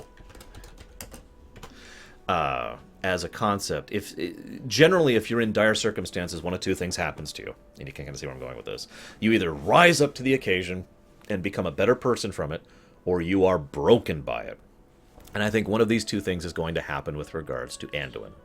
I think that Anduin is going to either rise up to the occasion and become a true great leader and temper himself. He's already got the diplomacy side of things working. He needs to become more of a leader, more of a warrior, and more of a general in order to actually be a good leader of a war setting like Azeroth, or he's going to be completely broken by it. And I'm not sure which of those is going to happen. When I say broken, I don't mean killed, by the way. I just mean broken. Yeah, I could see that too, so on. I don't actually have much else to say about Anduin. Although it would be interesting to me if he does, basically he does get broken by this, but he stays as part of the Alliance, as part of the one of the people to help keep people together. Again, the diplomat side of things, right? And someone else takes over. And I hope it's not Greymane. What the... Ah, okay. Just people becoming dreadlords. Nothing to see here. Hey, Tigzar. I don't actually have much else to say about Anduin. I'm very curious what they're going to do with him. I'm very curious of his character development. I like his new model, too. Let's talk about the Horde side of things in the Broken Shore. First of all, I know this is going to sound weird, and I admittedly know some spoiler stuff about Legion, so I'm going to spoil a tiny thing about Legion here. But the Broken Shore cinematic on the Horde side was actually poetry. It was very, very well done. First of all and foremost, I've obviously watched the cinematic several times. I've done it on almost all of my characters. I've only reserved a few for friends who haven't done it yet. If you really watch what's happening, Vol'jin's death certainly feels kind of pat. It was a little bit too short, and a little bit too little attention was put onto it. At the same time, notice how he actually died. Like, the physical act of him dying was him getting stabbed through the chest, and then he slices off the blade that hit him in the chest, kills the demon that stabbed him, still has the blade in his chest, and the fell poison starts seeping into him, and he falls to the ground, shoving the blade further in and breaking his tusk in the process. It's like 3 seconds long. Just bam! But all of the little details in that scene really help to emphasize, whoa! That was... I can fully believe Vol'jin dying to that, because that was a hell of a blow. And he certainly went down like a badass. One other thing, though, that a lot of people have brought up, and again, this is where the spoiler thing comes in, Thrall was clearly struggling. Why? Well, I already know the answer to that, and it's funny because this is an example of good writing, because I'll talk about that in a second, Dakota. Because this is actually foreshadowing. The fact that Thrall is struggling and barely functioning, and he's like, oh god, and he has no energy, is actually character development and lore development. You do understand that we're getting Doomhammer as a shaman in Legion, right? You get where we're going with this? I'll go ahead and just say it flat out in case you don't get it. Thrall is losing his shamanistic connection. We're not sure why yet. There's several possibilities for that. One possibility is that he himself has lost his ability to concentrate and focus because of what happened with Garrosh. That's actually the most common theory right now. And what Thrall himself thinks. He says that himself in Legion. But the second theory is what Raskor just said, and that's my theory. That the elements themselves are getting screwed by the massive and severe nature of this invasion. Keep in mind, his connection to the elements is dependent on his location, too. This has been shown many, many times. This is not new. Shamanistic power is reliant upon specific location. He's fighting on one of the most the most fel-corrupted spot, actually, we've probably ever seen ever throughout the course of the entire series. And as I mentioned out, the possibility of the elements being completely screwed up by what's happening at the Broken Shore is very possible. It's also possible that this is also being brought into the fact that he is losing his own concentration and self-focus because of what happened in Garrosh, and he's getting old. So in other words, this is not bad writing. This is actually good writing. This is foreshadowing. Thrall was not able to really oomph his way through that situation like he might have been able to in his youth when he was at his strongest. I mean, remember, this is a man who basically kept the world together at the Maelstrom for an unknown period of time while we were able to stabilize things in Deepholm. That's a ridiculous level of power, but all the circumstances present that. He was at a nexus of elemental power, he was at his prime, and he had just accepted the elements more than he ever had. So, basically the opposite of where he's at right now. And I agree, yeah, it is time for Thrall to finally retire. God's sakes, let him go. I know a lot of my viewers hate Thrall. I don't. I like Thrall as a character, and I think he's a very interesting, flawed character. But yeah, his story has ended. It is time for him to go be with Agra and retire before he retires the way most Warcraft characters retire, like Vol'jin did, or Varian did. Go retire, Thrall. Let us handle this. Legion is officially the moment at which the heroes hand over the mantle to us, and we officially become the main characters of the story. We've been on that journey since BC. I've talked about that many times in the lore run. But us taking up Ashbringer, us taking up Doomhammer, there's many other examples, but those two are really big ones. We are officially becoming the leaders of this world. We are officially at the point where we are now the main characters. It's time for Thrall to hand over the mantle to us.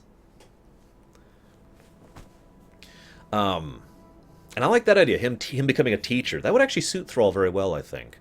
Especially assuming he's learned from his many, many mistakes, because he's made so many. Let's talk about Sylvanas. Gotta be 100% honest with you. I think Sylvanas made the right call. I know that's a horrible thing to say, but that was a loss. That was a loss. We lost at the Broken Shore. And I don't think the Horde staying would have saved it. I don't think the Horde staying would have saved the Alliance. Or saved, I don't think that would happen. That's the whole point of the Broken Shore from a thematic perspective. Legion begins with a loss. We lost. That's very important to keep in mind. We are, so many of these expansions have begun with us winning. So many stories in general begin with us winning. This one has begun with a loss, and that sets the tone for all of Legion, and I hope to God they carry forward it. You remember during the lore run, I kept saying over and over and over, I hope to God we lose in Legion. I hope to God they keep that tone in Legion. Remember I said that? They've started right. They've begun it. We've got a good intro. Come on, let's just keep it going the whole expansion this time. But yeah, Sylvanas, Sylvanas obeyed the order of Vol'jin. Vol'jin flat out said, let's get the hell out of here. He didn't say it like that. He said, don't let the Horde die. There's no real... I mean, duh, right? There's no reinterpretation of that. Sylvanas herself and her character arc since Wrath has been all about her fear of death and her desire to avoid the fate that awaits her. And it was a loss, and Sylvanas is a general. Some people tend to forget that Sylvanas was a ranger general, arguably the ranger general of the the High Elves, for a very, very long time. This is a woman who is very experienced militarily, and I think that'll be important for my next point I'm going to discuss. So for me, it makes absolutely perfect sense that she would order the retreat. Everything should have happened. What happened at the Broken Shore? Oh God, I must join the Legion. Sorry, I just got mysterious whispers into my mind. For those of you who know what that means. For those of you who don't, it would take too long to explain. Let's just say that the Legion has just offered for me to join them. And leave it at that. Yeah, actually, Raskar, I agree with that sentence. And Lord knows she has the experience. Whew, details. I'm going to give you kind of a TLDR version here. Alternate Gul'dan, who I'm just going to refer to as Gul'dan henceforth because he has received way, way more character development than the original Gul'dan. In fact, I actually like that. I know Tequila doesn't, but I like the fact that they have actually done something with Gul'dan, with this alternate Gul'dan. That's awesome. So, not that I'm aware of tokens. So, I'll get to that, Azure. I do intend to talk about that. Gul'dan was sent here to Azeroth by Kil'jaeden, the surviving member, the surviving Legion Lord of the Burning Legion. He wants Gul'dan to raise up this temple, enter it, and release these fell seals that are on it, which will pour forth a ridiculous amount of fell power. We're talking like a planet-moving level of power here, which will open up a massive portal and allow the Legion to be here in force, which they have actually never done. Even back in the War of the Ancients, the Legion did not invade at the level that they are right now, just to give you a bit of perspective. So he wants Gul'dan to do that. Gul'dan goes there, he encounters Maiev and Khadgar. Now, if you're interested in WoW and you have not read or listened to the audiobooks, I highly recommend it. They're good stuff. I'm going to summarize it very quickly. Gul'dan gets tons of awesome character development. Khadgar and Maiev start off fighting each other, but then reach an understanding very quickly and, in fact, become allies by the end. And both of them are trying to push against Gul'dan. Now, Gul'dan, again, he gets great character development in this audiobook thing. He realizes that the Legion is duplicitous. I know, water is wet.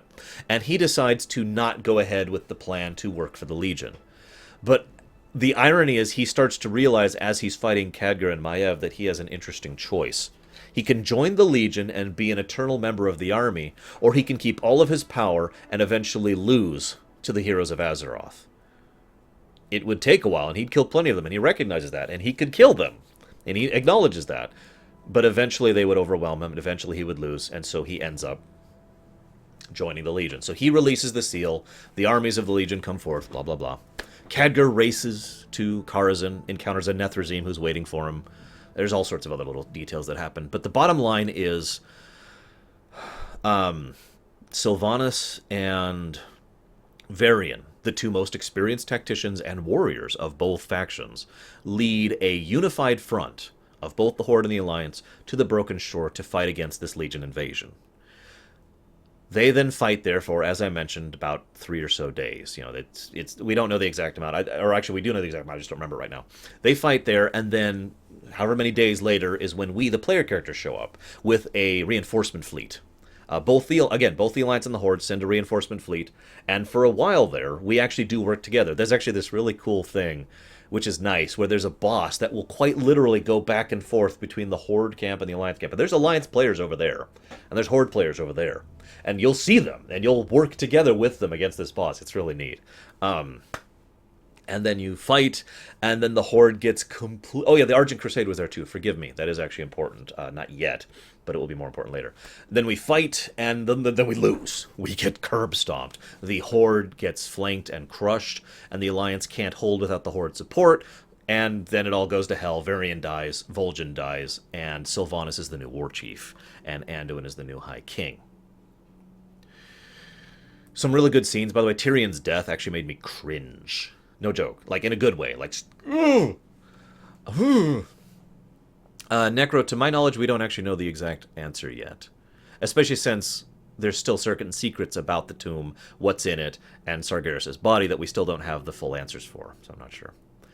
Yeah, go ahead and tell them about what happens to Illidan, because I'm not covering that here. So that's your basic covering. So let's talk about Sylvanas. As I said, she ordered the retreat, and I do think that was the correct decision. The only thing I could say that she should have done in addition to ordering the retreat is charging over the edge and saying, Varian, get the hell out of here! That's the only thing additional that she should have done. And I do think she should have done that. But that's part of the problem, isn't it? Sylvanas is not a good person. She has not been a good person, arguably ever. Even when she was a high elf, she was kind of a... Yeah. And kind of a not good person. I think I'll just put that as nicely as I can. So... It is... I will never bend a knee to Sylvanas. Let me just go ahead and say that. And I do not call her war chief with the respect that is usually embodied within that tone. You know, the whole Garrosh is not my war chief comment all over again. However... I do think she's the right choice right now. I really do.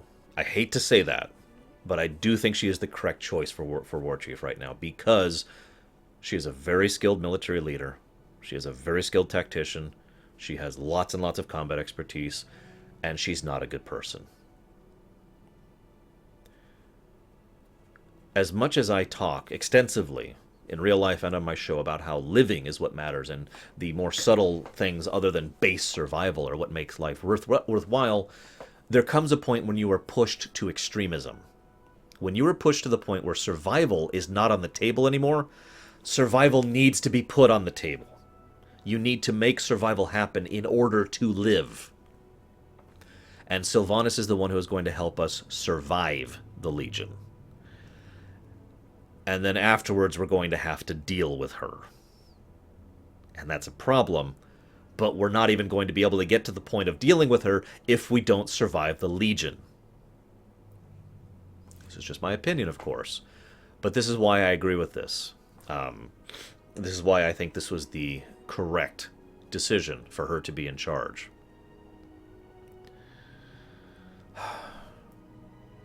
And yeah, actually, I kind of agree. I was actually going to make that comment as well.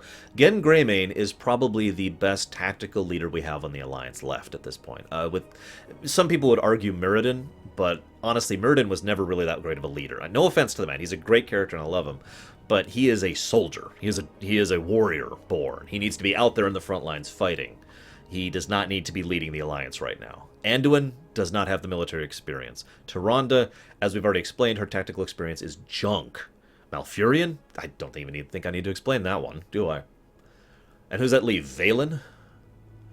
And Greymane.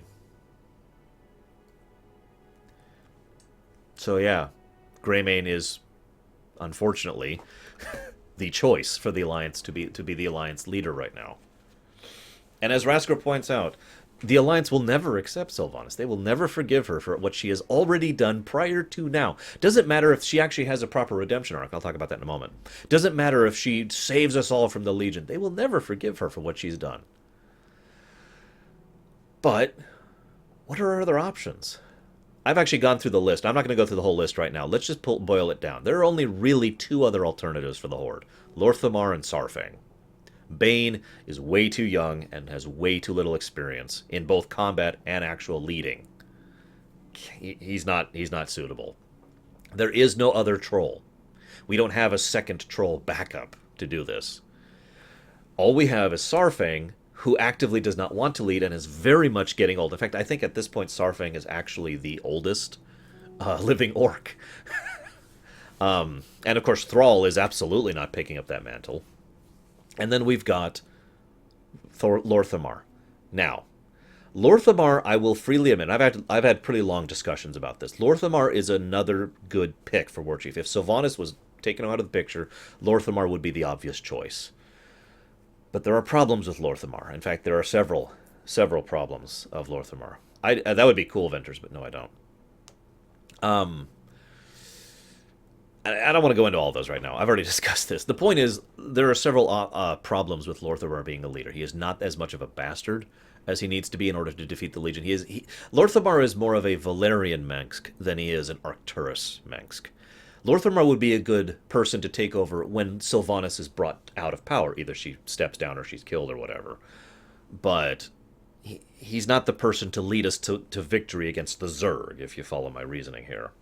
And of course, he doesn't have quite the same overall experience, skill, strength, or loyalty.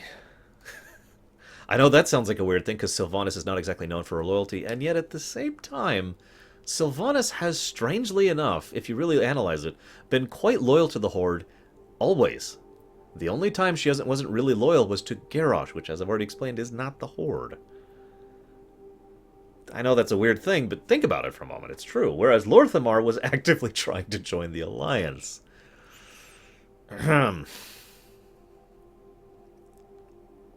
So, let's talk about a couple other things, though, with regards to this whole War Chief thing. First of all, the reason that is put in character... no, I have not yet dead. The reason put forth in character as to why Vol'jin... hey, Sophis, what's up? The reason why Vol'jin named her War Chief... He didn't... I gave you all my reasoning, but that wasn't Vol'jin's reasoning. Vol'jin's reasoning was the Loa told him to. Two possibilities there. See you around, Hourglass. Two possibilities there. First of all... Well, actually, three possibilities there. Not anymore, Hourglass, no. There used to be a method, but they nerfed the hell of it, so I don't know any anymore. Possibility number one. It is actually the Loa, and they actually feel she is the correct choice for the reasons I've already given.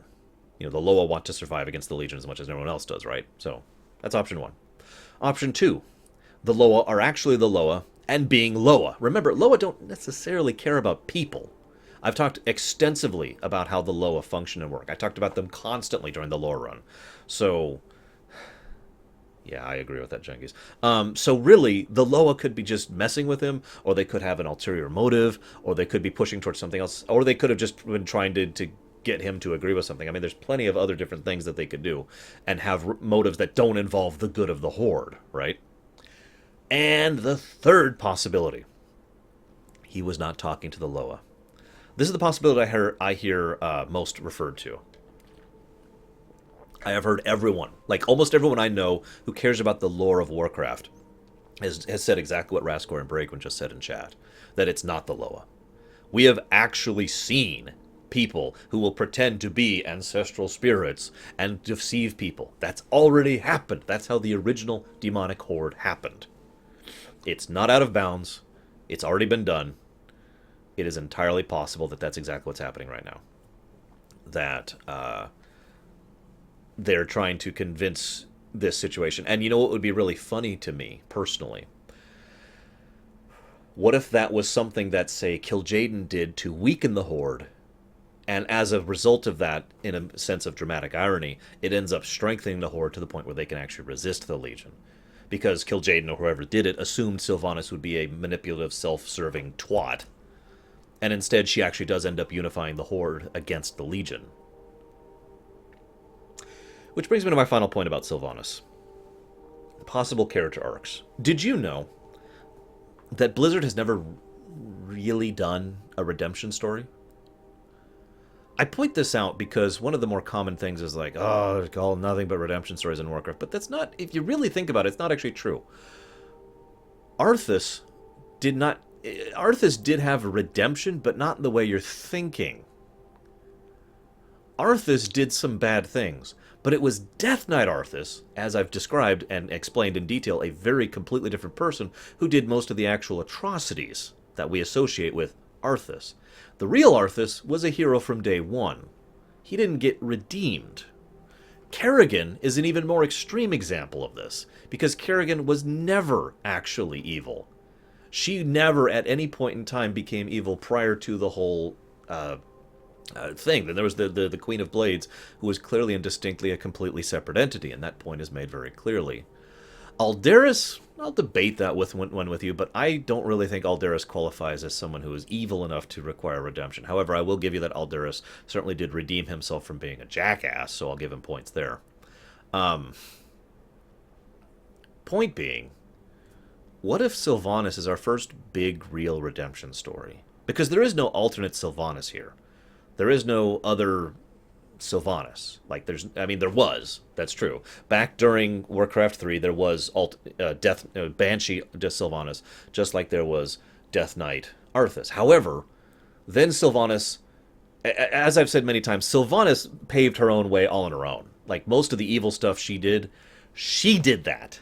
She did those evil acts. She actually screwed up the whole the Northern Kingdom. She is the one who unleashed the Blight. She is the one who trusted a freaking Netherzeum to be her main advisor and so forth and so on. She did that. She was evil. She is actually a bad guy. This could be, and I'm not saying I want this, by the way. I'm just saying this could actually be a real redemption story for a character who was a bad guy and finally is actually being redeemed towards a good guy. Now, let me explain one thing about this real quick. How many of you out there have seen Star Wars? I have a weird feeling that several of you have. I know we make the distinction between Darth Vader and Anakin Skywalker. No, I would not, Tigzar. But truth be told, there aren't two people there. This isn't a Kerrigan and Queen of Blade situation. Darth Vader is another name for Anakin Skywalker, but it is the same person, right? Anakin Skywalker / Darth Vader did horrible, evil things on a grand scale and on a personal scale. And he actually did become redeemed in the end. Some people argue that, some people don't. But the reason I bring this up is there's a reason that he died. When you have someone who has actually been an evil character, there's a reason that trope exists called redemption equals death. Because imagine for a moment if Vader had not died. What kind of life is waiting for him afterwards? Do you think people will forgive him for what he did? Do you think people will accept him in their number, given the terror that he was? No, of course not. In all honesty, it was probably a mercy that Vader died after he redeemed himself. And we kind of have the same situation with Sylvanas, don't we? Do you think... I mean, there are members of the Horde who can't stand Sylvanas. Never mind the Alliance, who actively spit on her regularly. And, as I mentioned earlier, people think that she either actively, deliberately betrayed the Alliance, or just joined the Legion. Ergo, if she's going to be redeemed, there's two directions they can go with that. Die, or something else, which I'm still kind of building up to.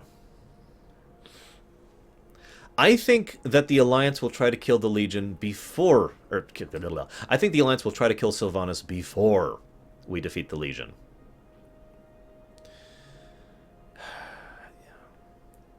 Yeah, but that's in the AU, Darkrai, not the EU. I know, Sean, I'm sorry for spoiling. Different analogy, okay.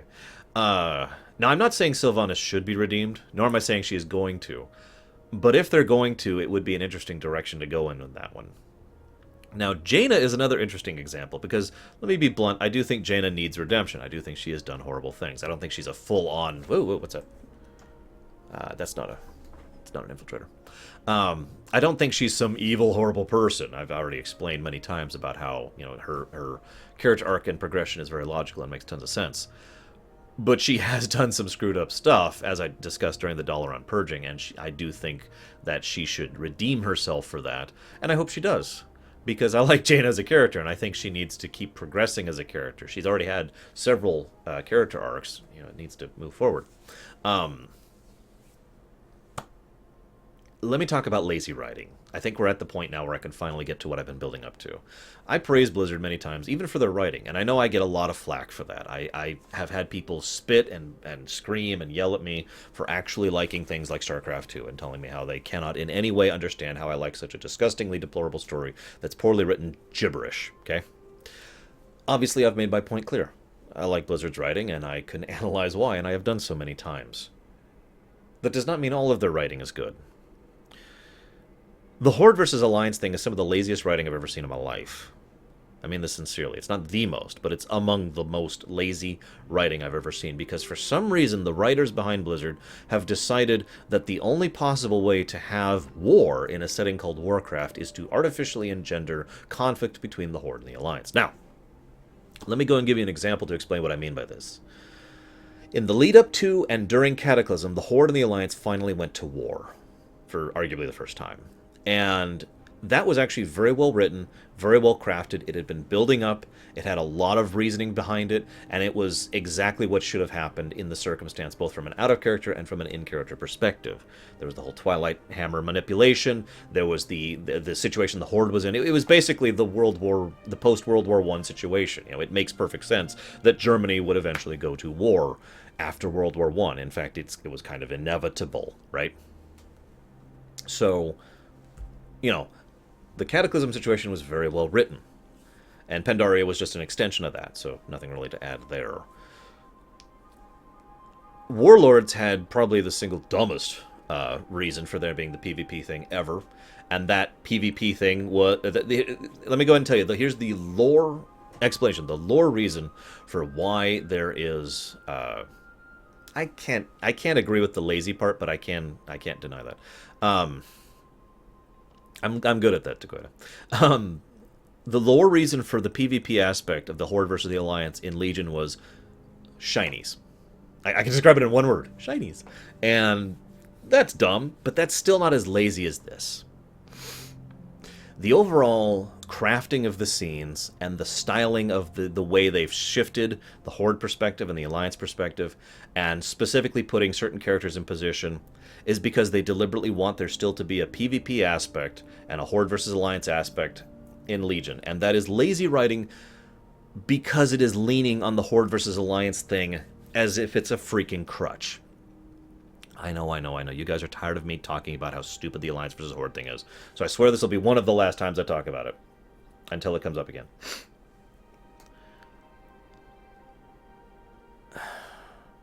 This is a setting with so many enemies, and so much war, and so much conflict, on so many planets, plural, that the idea of the fact that we have to keep the PvP thing going is kind of ridiculous, to be blunt.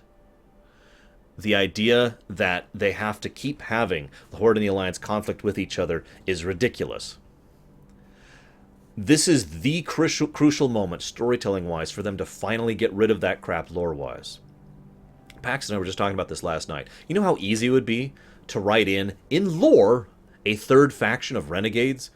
Horde people who refuse to work with the Alliance, Alliance people who refuse to work with the Horde, and have them be an enemy of the two factions who are now working together, and have that be an explanation for PvPing and Battlegrounds and all that. Do you know how easy that would be? Because I just did it for you.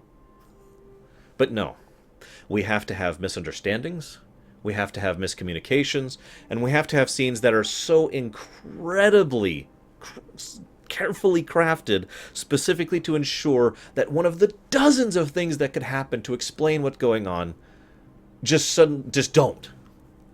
There's so many different ways that the Alliance and the Horde could realize that there's no real reason for them to be fighting right now.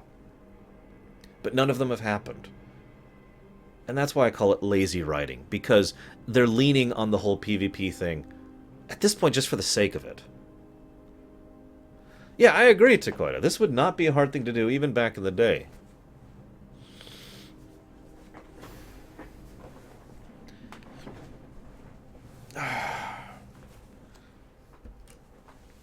And I hate it. I think it's dumb. I'm tired of constantly having this AVH, there we go, AVH mindset. Now, I'm going to spoil a couple things really quick here. This is your chance to mute me. 3, 2, 1. We do know in Legion that the Nethrezim are more infiltrated to Azeroth than we've ever suspected. Like, you know how in the lead-up to Cataclysm and during Cataclysm we learned just how many members of Azeroth were part of the Twilight's Hammer? Yeah, more than that. There are lots and lots of members of the Legion and infiltrators and actual Nethrezim in Azeroth, and we learned this in Legion. So that could be the direction they're going with this, but that doesn't change the fact that they're leaning on the Horde versus Alliance thing. That's the lazy part. It doesn't matter how well written it is. It's still lazy writing to insist that there has to be conflict between the Horde and the Alliance rather than anything else. I've given like three alternatives over the course of the lore run and just now of a way that they could have another way to keep the PvP thing and still have it be lore relevant. But no. No, for some reason, the Horde versus Alliance has to be a thing. And that is lazy. And I'm sick of it. Oh.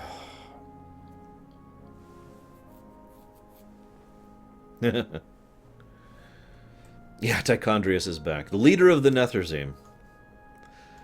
By the way, quick aside, I hope Gul'dan doesn't die in the raid where we fight him. He's been built up so much as a character, he deserves better than that. Although I guess dying in a raid needs to... Anyways.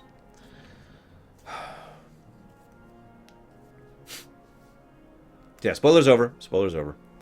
I think that's everything I had to talk about. Anybody have any other questions? Anything I missed?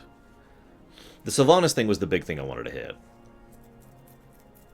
Because as much as I, absolutely hate to comment on that, there it is,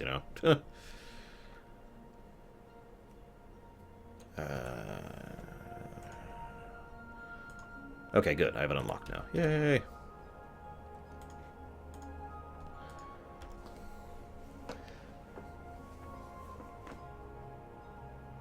That's all I've got, Shadow. That's everything on my list.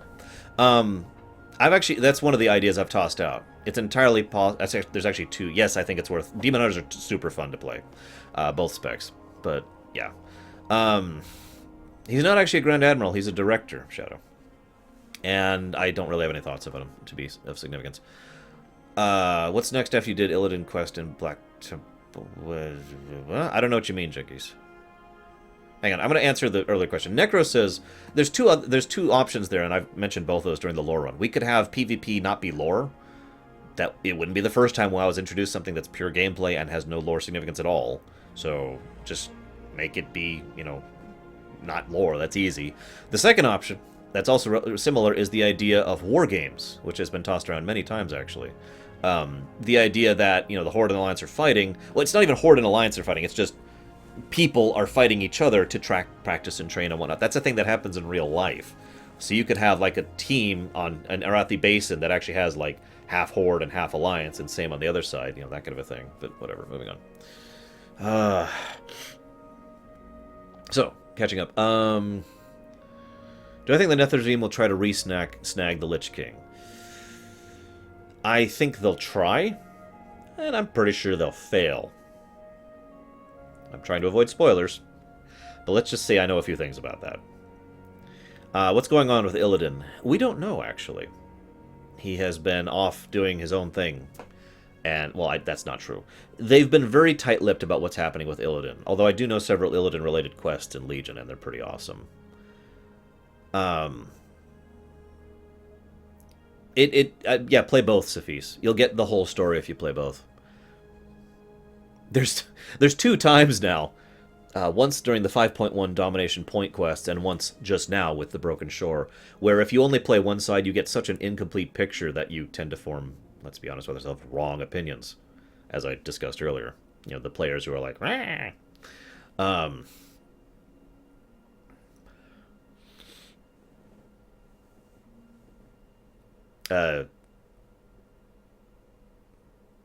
To my knowledge, that's the last quest in that chain so far, Jengis. Also, spoiler warning.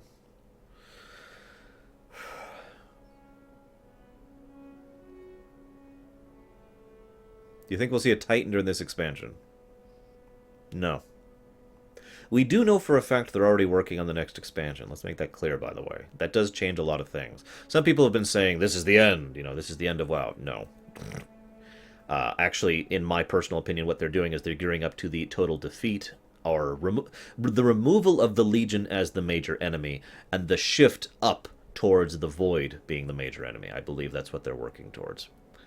Mind Blast, personally, I think two things about that. One, that Greymane is trying to distance himself, and 2, I think he's going off to do things that he knows Anduin wouldn't approve of, and therefore just is avoiding Anduin.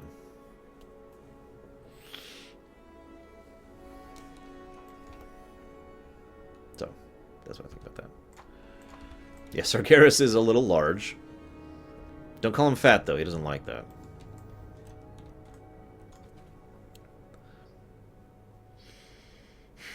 What time is it? Okay.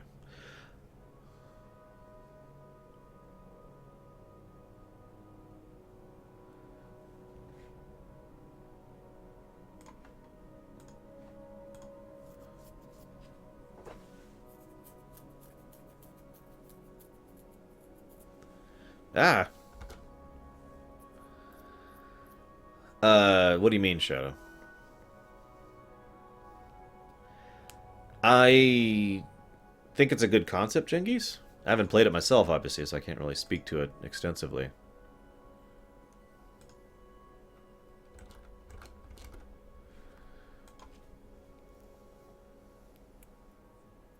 Probably Uldrith. Lord knows they've already used extensive World War II and World War I things with the Horde and Garrosh's rise to power as the Nazi Hitler allegory. Legend of Korra. Oh, that's Airbender. I think that I think there's something going on with Sargeras other than him just being functional right now. I've thought that for years, actually. And I think that would be the reason why he would not be involved in the audiobook. Is it possible the PC could end up the Warchief High King? Yes. I think at this point that's actually likely. We're already becoming the leaders of our given faction. We are basically refounding the Silver Hand as the Paladins. We have taken over as the leadership of the Illidari as the Demon Hunters, and so forth and so on. Yeah, I need to sneeze.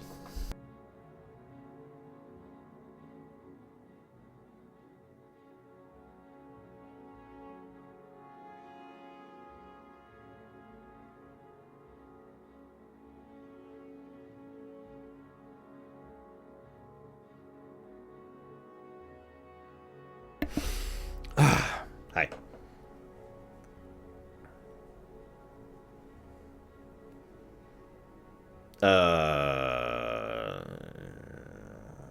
Both, Shadow. Basically, yeah, Raskor. Excuse me. Allergies have finally really started to hit me. While being played on a controller, no, I have not. I could technically do that right now. I would just have to do some interpretation stuff, but I could get it done. I just don't really see the point in it. I have a keyboard and a mouse.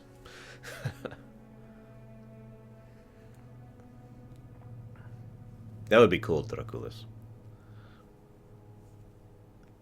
Oh, okay, Shadow, your questions are weirding me out.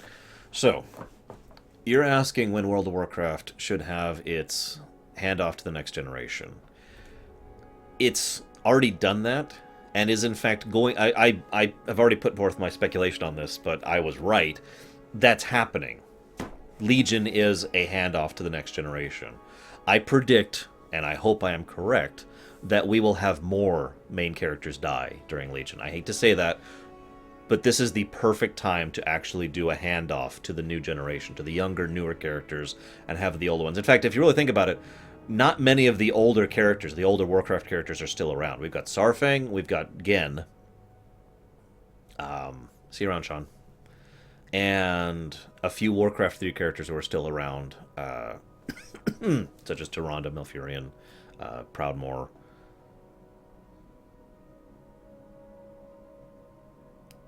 That's kind of it, actually.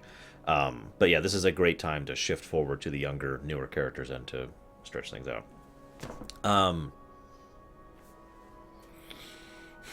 hoping that still goes somewhere, Necro, but we'll see. They might have just canceled that entire plot thread as a whole. Deathlord. Yeah, my Demon Hunter's walking around as an Illidari right now. Oh yeah, by the way, do you mind if I talk about something that nobody cares about really quick? Just real quick. That would be kind of cool, Takoida. And that would be a good way to segue into Warcraft 4, wouldn't it? Khadgar, you're right, excuse me. Khadgar's still around. For however many long. How many years has it been since Vanilla in-universe? 7, I want to say? There's a timeline somewhere, and I forget.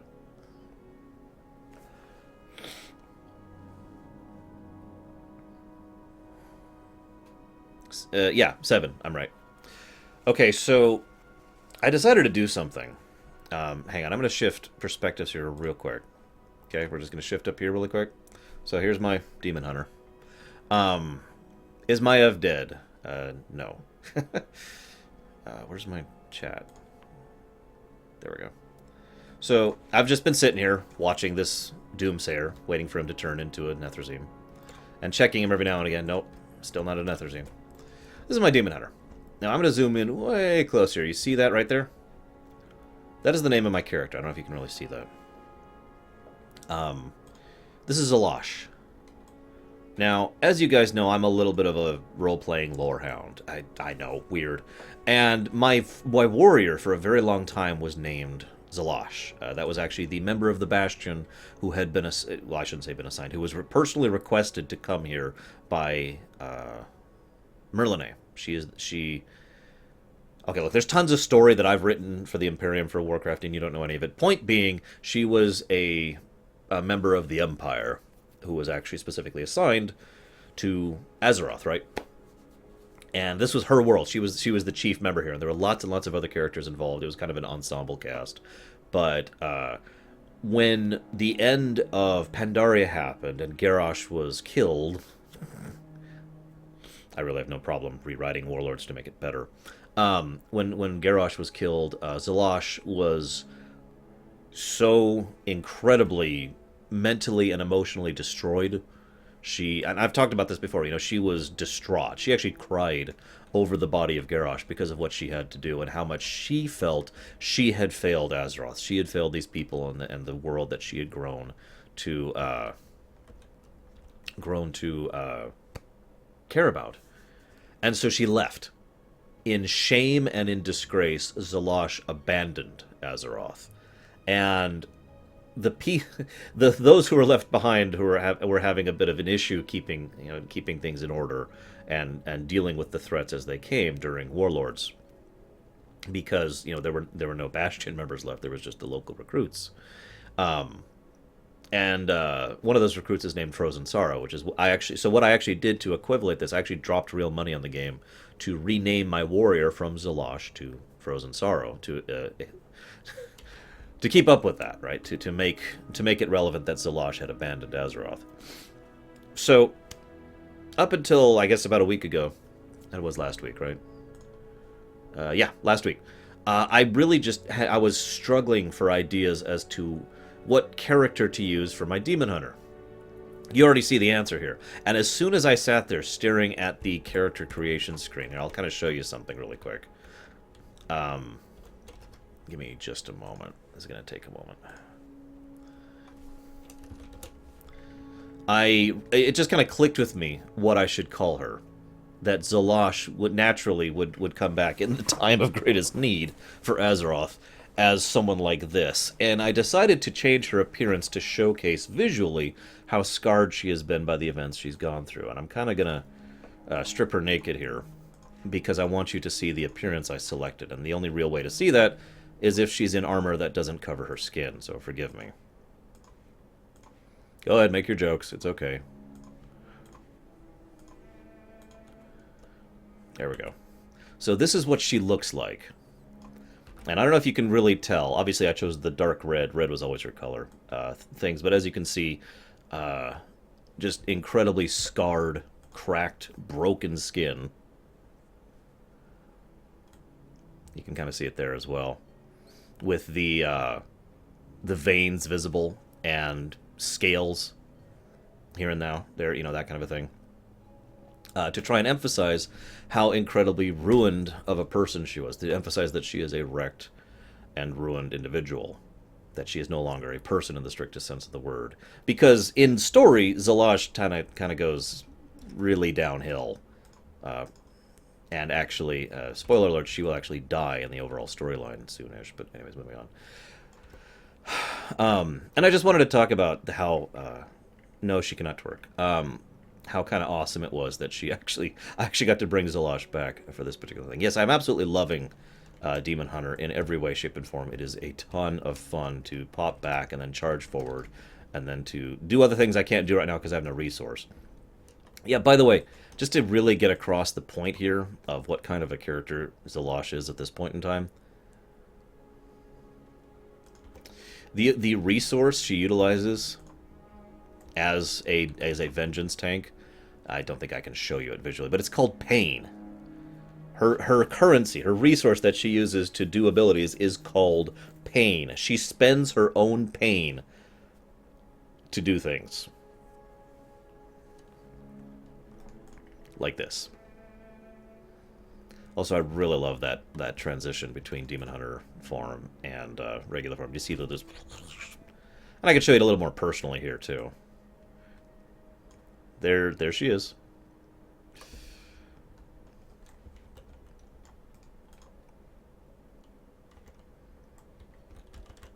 No, just regular vengeance. There's no revenge here. Anyways, I just wanted to showcase that with somebody other than, like, my sister. Because I don't know, it just fit like, perfectly with the overall story arc, and I didn't really intend it to, and I kind of like when that happens. Anyways, so now that we're done with that, I'm going to hop off here for a little bit. I'm actually going to go and, I have an axe on, Venters. See? I fanfic all the time, Zoan, you know that.